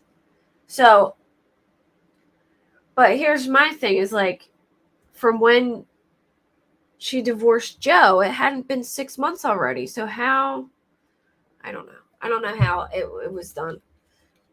It all seems all over the place. I don't know how it was able to go through, but yeah, Nay. If you're on Facebook, Nay, message me on Kate Does Crime so I can tell you something. Well, I just went through all the common law stuff with my dad's companion. He passed, and she didn't qualify for common law. Okay, in Pennsylvania, if a couple are together. Okay, all right, sweet Melissa. All right, I'm not crazy then. I knew. I knew. That's what I thought common law was. I knew it wasn't crazy. I did find out that Riley and Michael had the same dad. Well, crazy Italian lady. That's not all true. Possibly could have the same dad. Cody is Riley's dad, and Michael doesn't have a father listed on his birth certificate. I think they believe that Cody is probably his father, but he was Michael Mayo because he didn't have anyone listed on his birth certificate. So not 100% sure if Cody is his dad, but there's a possibility. Well,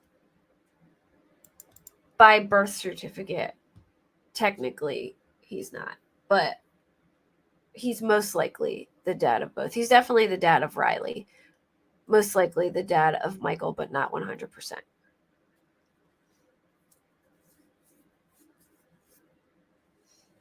Cameron is doing this pro bono for the families. Oh, that's wonderful. That's so nice of him. He never ever paid rent in that place they were living. Really? Because I heard that Holly was paying a month-to-month rent.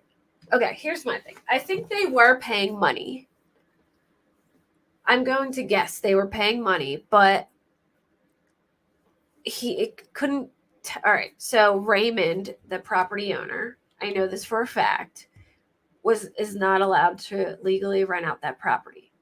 So in order to let people stay there and get money from them, he has to list them as caretakers of the property.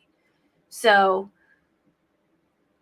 it appears that he's not getting money, but more per his interview with media. Gotcha. Yeah, I think he's probably like, saying that he's Michael's dad because he most likely is, but like per birth certificate, he's not on there. But is what I was told, at least, that he wasn't on there. Arkansas still has a law in the books that you can't live with a boyfriend at all if you have children and are not married and they are not his kids. It's a cohabitation, and people do use it in custody cases. Wow, interesting. I had no idea. So, I mean, I would bet money that Raymond was receiving money from them. He just had to make it appear that way because due to some of his criminal charges, he's not allowed to legally rent that property out. Yeah, it doesn't matter who the bio dads are. I was just, I wasn't trying to be like, try and like say he was like, he probably is, and it doesn't matter, but I was just trying to be factual, but it doesn't matter. Yeah. My biggest point is that the town court system found Caitlin and those 5 children, and Crystal too. Yeah, they did. All of them. Terribly. In Oklahoma, it doesn't matter how long you live together. You have to file taxes, mortgage, and joint bank account as proof of common law. Without those, you're just... Oh, cohabitant. Gotcha. All right. Let's keep going. He didn't do anything. There's no explanation for that at all. There was only one check on him at the address. We don't have any proof that DHS ever went to that house and saw where those children were living at. We don't have any proof that anyone ever went into the house and looked Cameron, at the would he have been going? situation. So I'm just trying to, I never, lived with or been close friends with a sex offender, but would it be possible that he would check himself in at the sheriff's department, bring donuts and say, hi, it's me, Jesse. I'm one of the good guys. I'm making it easy on you. You don't have to get in your cruiser and come to my ranch. I'll just come in and do it for you. How are you all? I have 2 theories on this. The one theory is you have to understand that sex offenders are manipulative. They're brilliant at what they do. Sorry, I have to pause it for fair use. So I'm just giving my comments in between. But here's my other question. Like,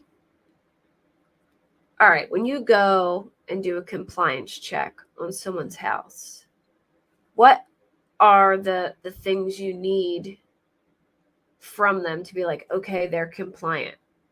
Like, are they required to do a walkthrough? Like, I guess you have to provide proof of income because he wrote that down.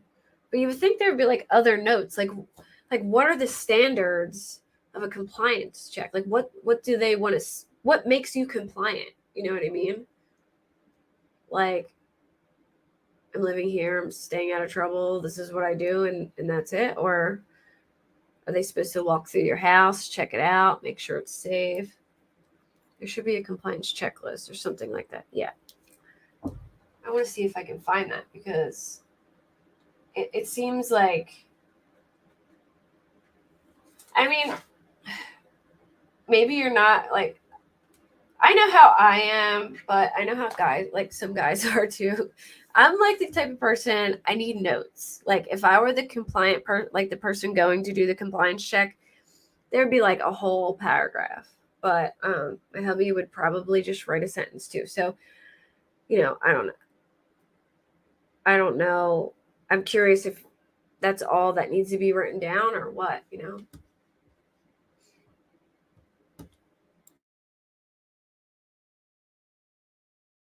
Proof of residency, but he would check in person to see them a trip go. Yeah, I want to know that protocol. I'll have to look that up.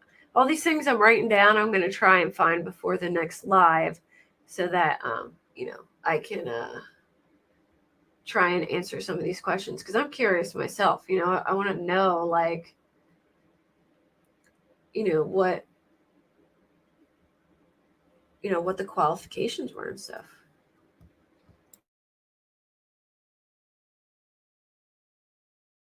In persuading people. And so when he checked in May, he just dropped in so they didn't have to go find him, and endeared himself to them, introduced him to Holly, his fiance. Life is good. He was going to be their success story to them. And they opened their hearts to him, opened their chapel to him, opened their chaplain to him, opened the secretary, and they all had a big wedding. That's one theory, that they were all taking advantage. The other theory is that they knew before he was married that he was living in that house with 3 children, and he wasn't married. I mean, he wasn't married to her, and that would be a violation. So they suggested to him, come to the jail, let's get you married so that you won't have a problem anymore. And that's why her son was the one that did the site check 3 weeks after the marriage.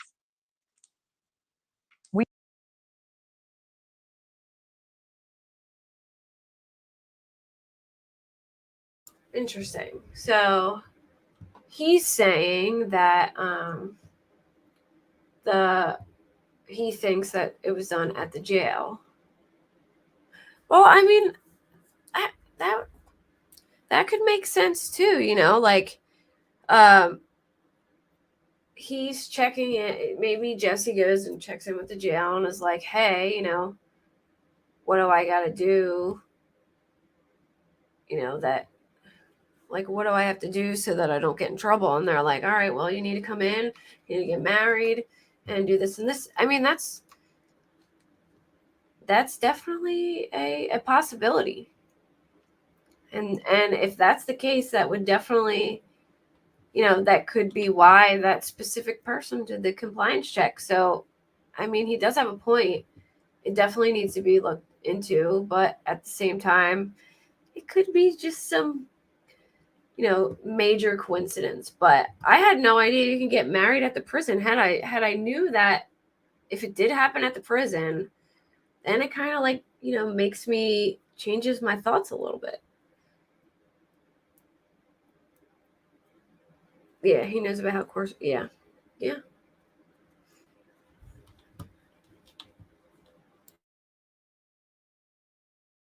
We are not finished this conversation. Wow, all of this stinks. I mean, really, something's rotten in Denmark here. It stinks, and I want answers. Yeah. And they just won't speak to the press, because apparently we're the villains in this story, even though our screeching finally got them to come back and collect evidence. Cameron Spradling, thank you so much for this. And I am going to invite you back early and often, because like I said, I think we're just at the tip of the iceberg. We are. Thank you so much. Thank you for watching. Go to newsnationnow.com.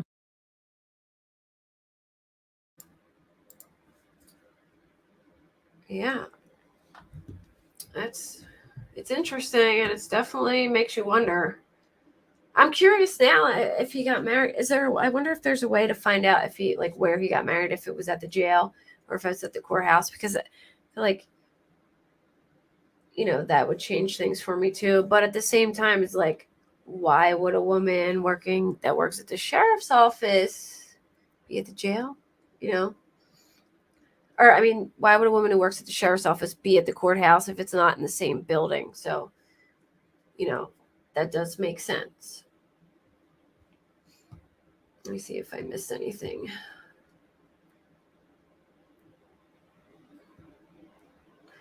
It is prosecutable if you marry before the 6 months in Oklahoma, but unlikely. It's more effective if you're trying to get an annulment from the person you married that hasn't completed that 6. Gotcha.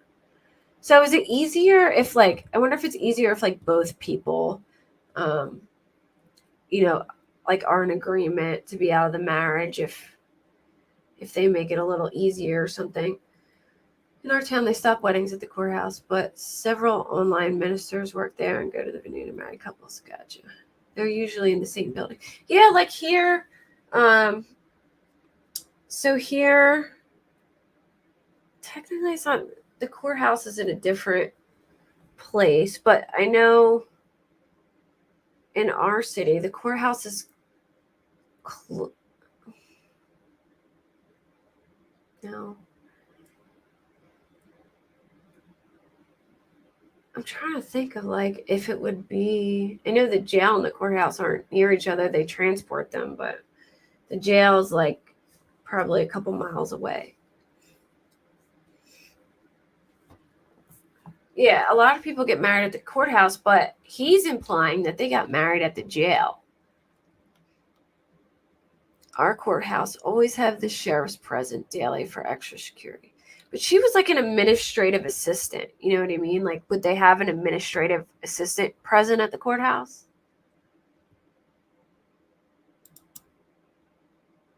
Like, I feel like maybe. I'm going to look up where the buildings are. Jail's in the same building as well. The jail. Okay. I was a witness for a courthouse wedding here, and the clerk of court signed it, and I signed it. Nobody checked to see if and when they were divorced. Kind of weird. So did you even look at their, like, did you know the people that you were a witness for? Or did they just, like, hey, can you be a witness? The sheriff's in the same building as the jail. Okay. Marriage of convenience, so he could reside there legally and deliver cheese pizza without drawing too much heat. Right?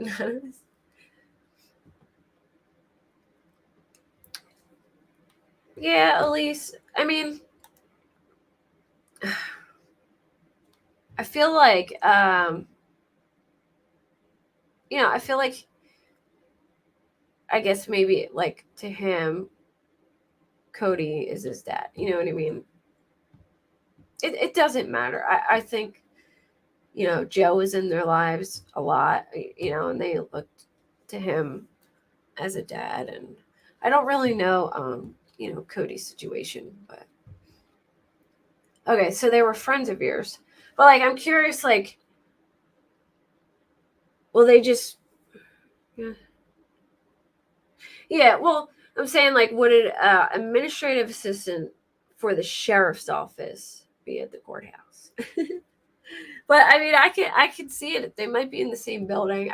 I'll have to look all that up about the building. Someone should have been looking out for this kid's period. It was it was.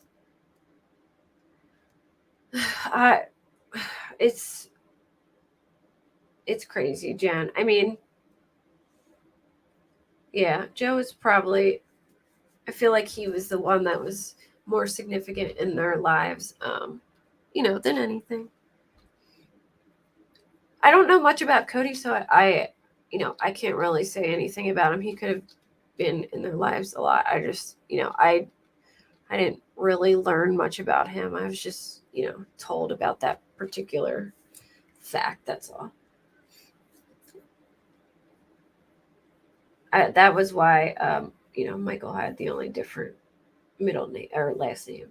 This was an organized crime ring involved with some nasty stuff and big money. I'm convinced of it. Yeah, me too, Anonymous. Me too. I thought the judges did them in the county I live in. The house that Jesse and Holly lived in? I don't think so. I looked up, like, yeah, I did. I saw, like,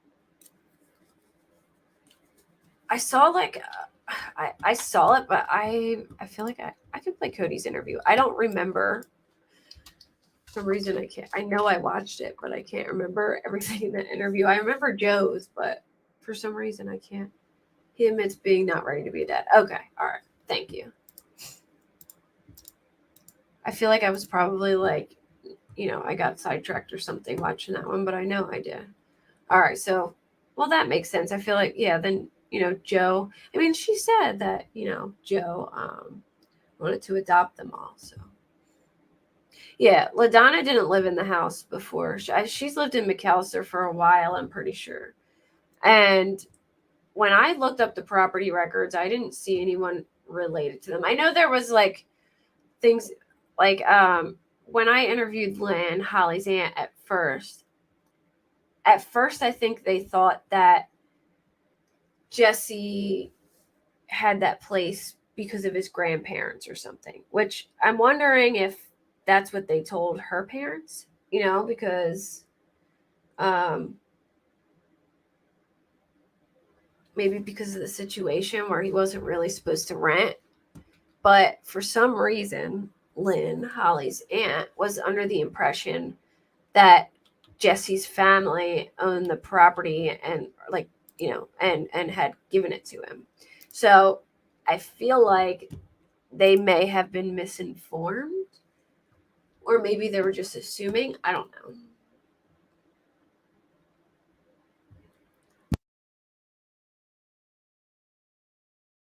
Why is he asking about who? The lawyer? Well, there was a CPS case before, but I don't know if it was open at the time of that home check.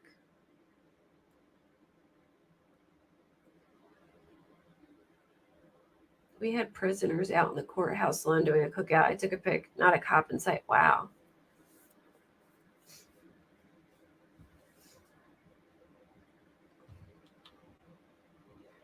Registered child sex offenders are not allowed to reside with minors unless they are the siblings of a spouse and not known victims. Yeah. Oh, yeah.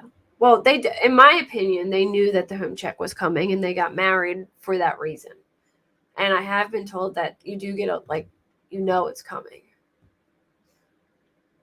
And I feel like in those situations, they should have, like, ones that they don't tell you about, like, where they just pop up, You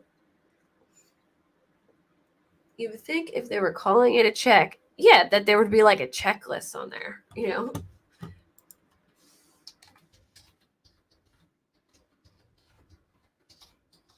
So what was the 90-day compliance checklist? Is that because he was a sex offender? Like, what was it in regards to? Like, what was hold on.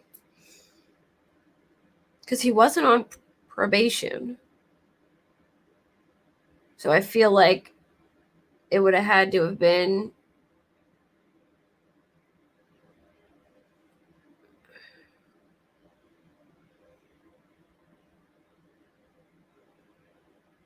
because he was an RSO, right?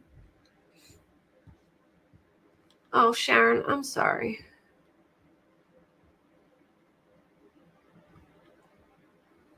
Oh, nobody's giving Jesse any grace here. He's a total piece of crap monster. He's a terrible person. I don't think Jesse's getting any grace at all. I think we're just trying to piece together, what the justice system's job in all this, and what they messed up on too, because all around it was failed all around. But let me just say that the main person to blame for this period is Jesse. Jesse is the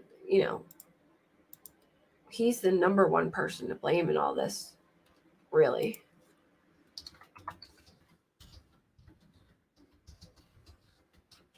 I think the problem is here is like, now we're left with picking up the pieces and like, how can we fix this? How can we make sure this doesn't happen again?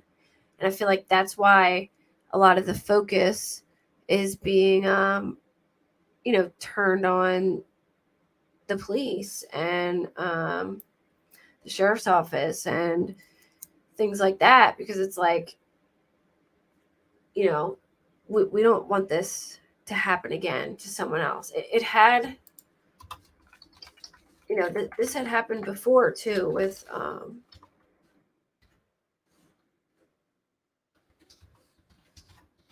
another person, I believe, in that area. So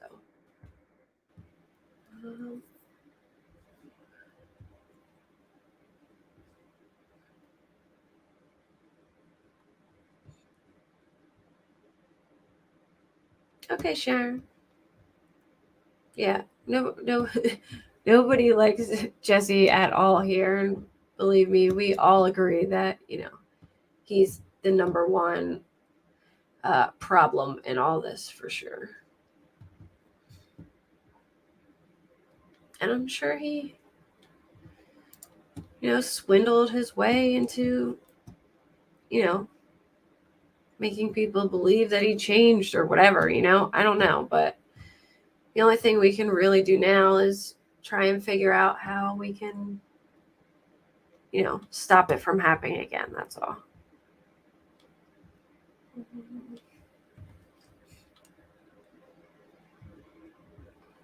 Well, have a good night, Sharon. Thanks for coming.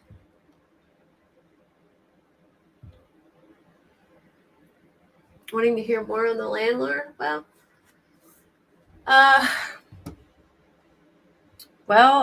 the only update I have with the landlord is that now somebody else, like believe I haven't really talked to a person that likes the guy, to be honest. I've heard that he's been inappropriate with a lot of people.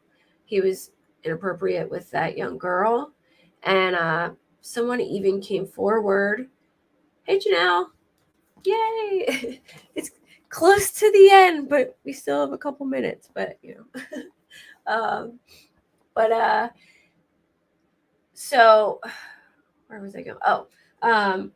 I'm in one of, like the case. I'm in a couple of the case. Good question, CW. I don't know. Not that I've found yet. I've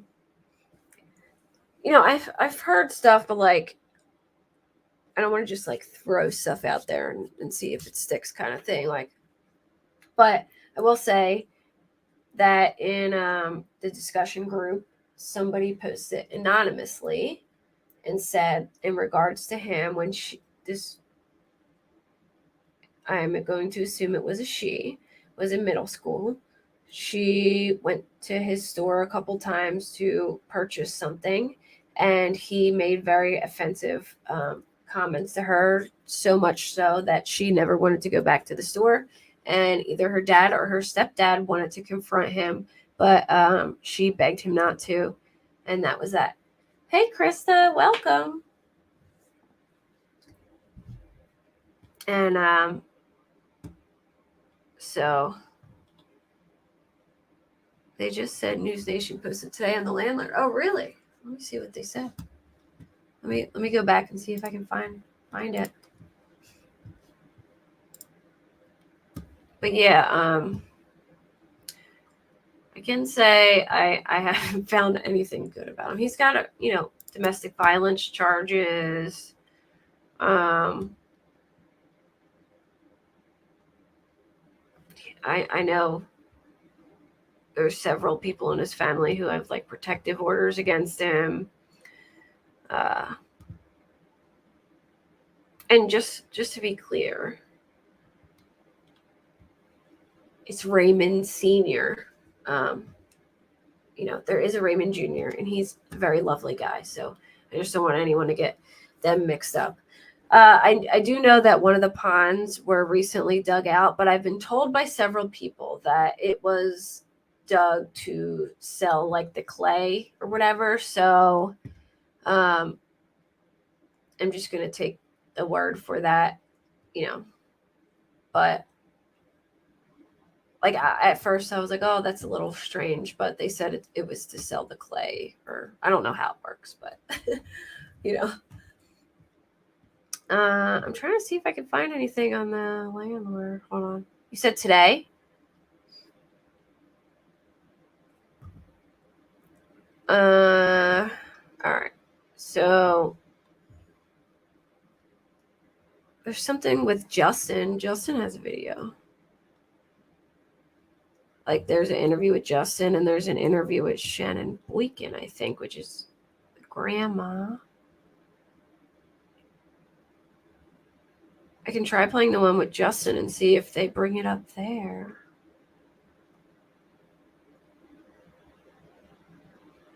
Hold on, I'm looking through each and every one.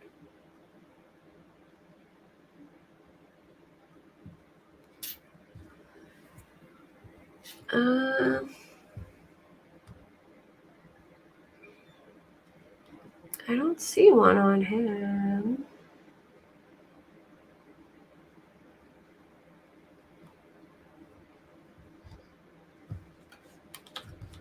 Let me read. My friend stepson kept buying them some out in prison too.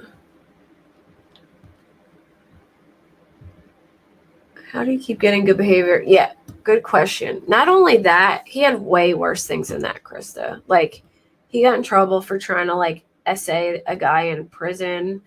He was caught like in a jail cell naked with the guy. He had like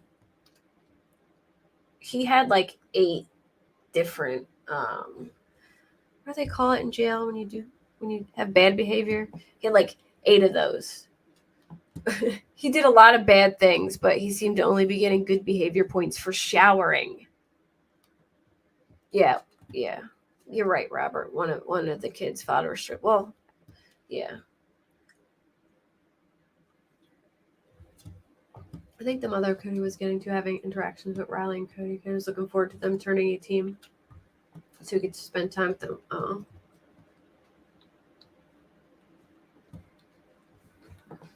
Maybe Rask. I know he has he owns a lot of property. So the property that Raymond owns is really big, and I believe it looks like to me from comparing pictures where Jesse hit his car was also Raymond's property across the street.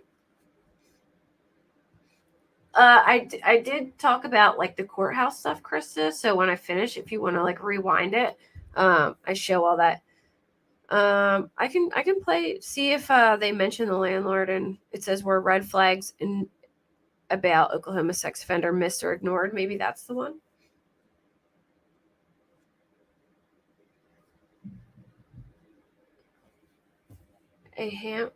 What's up with the huge high frequency ham radio antenna on the site? Oh, good question. I didn't even think about that. I have no idea.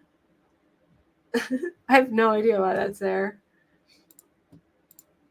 I don't know why someone would have that, but all right, I'll play this and then I'll probably late. Oh, hold on.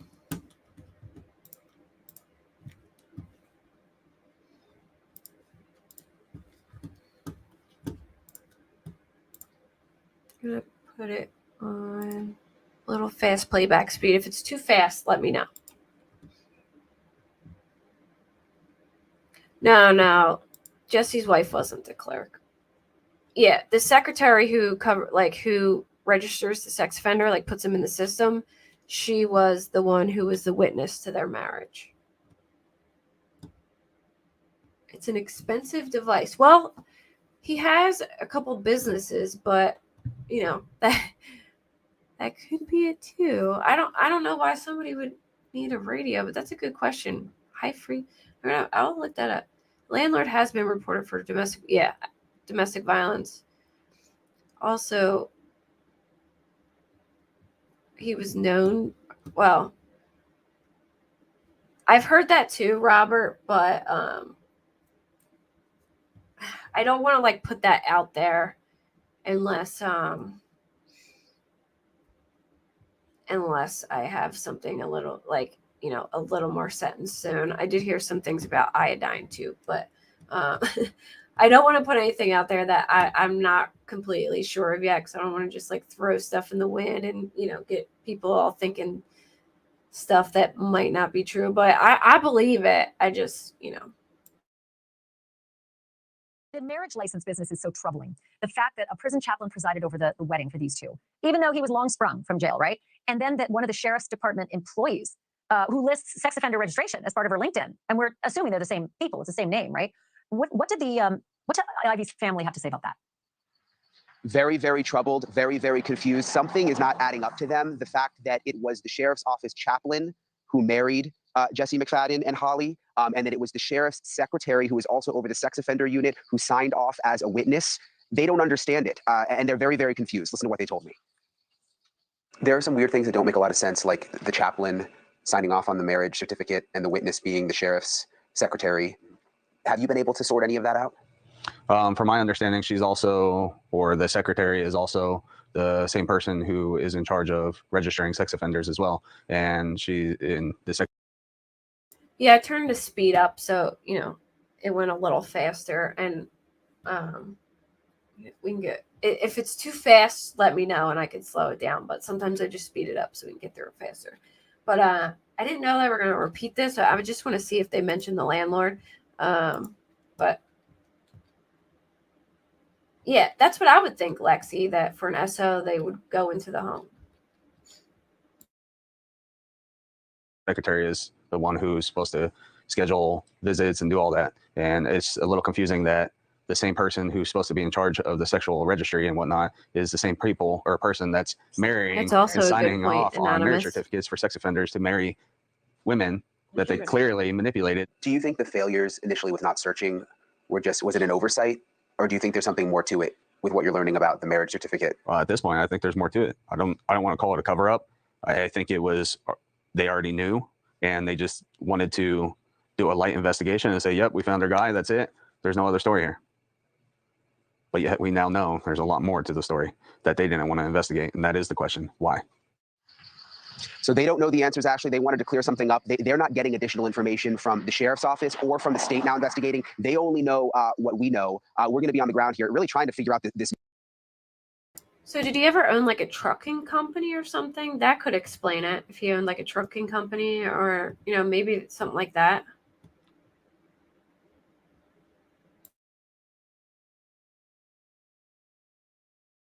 Yeah, Robin, that's what I was trying to say earlier too. Like, to play devil's advocate, like I get what they're saying, and that is a viable theory. Like it could be, you know, it could be something. There may have been a, like, you know, the jail may have suggested to him to do it that way because the compliance check was coming out. That's definitely possible, in my opinion. But at the same time, to play devil's advocate, it could just be a small town coincidence, which these things happen.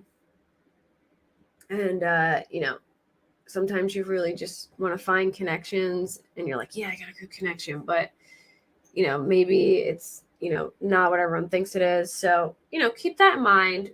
It may not be anything. It may just be like they called her over and signed it, you know, and he just was told, hey, you know, go do by his boss, go do the check on this house. That's totally possible too. So, you know,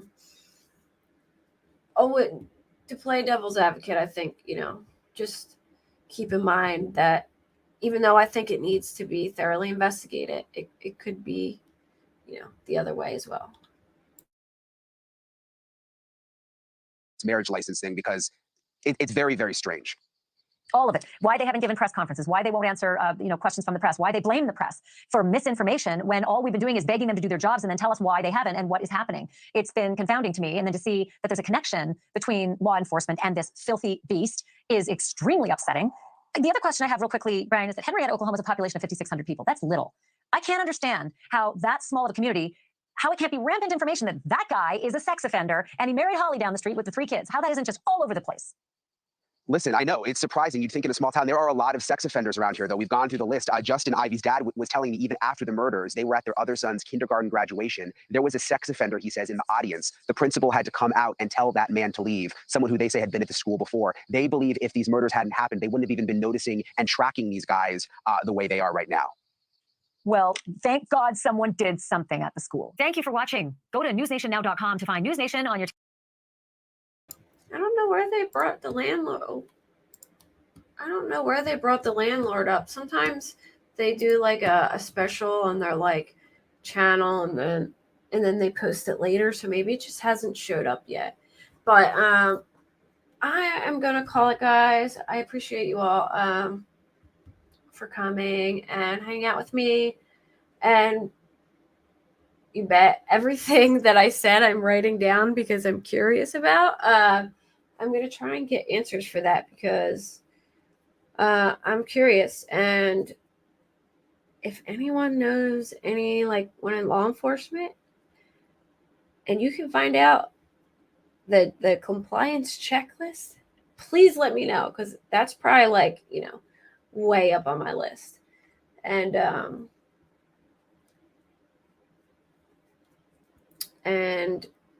gonna look into the buildings. And about that, I wanted to see about that, the land too, like if that was in reference to him not being registered locally or what. Thanks, Jen. It hasn't aired yet. It'll probably come on like in like 20 minutes. No, yeah. So it's probably not gonna come on. They probably won't post the clip till a little bit later. But I'll if I see it, I'll share the link on my community post. And, obviously, like if I'm not live, check my community posts on YouTube or my Facebook page. I try and, post updates and stuff on there. And, yeah, I don't know if there's people here who are locals, but also enjoy true crime. I'm probably going to do like a little just true crime update live soon. We're just going over like Lori Vallow and, Stalk and the Barry Morphew stuff and all that. So if you like true crime, look out for that.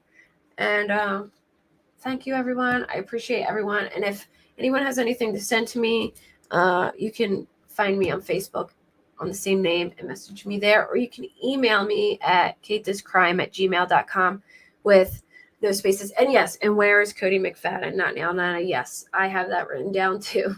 I got you. I'm going to try and find that out as well. And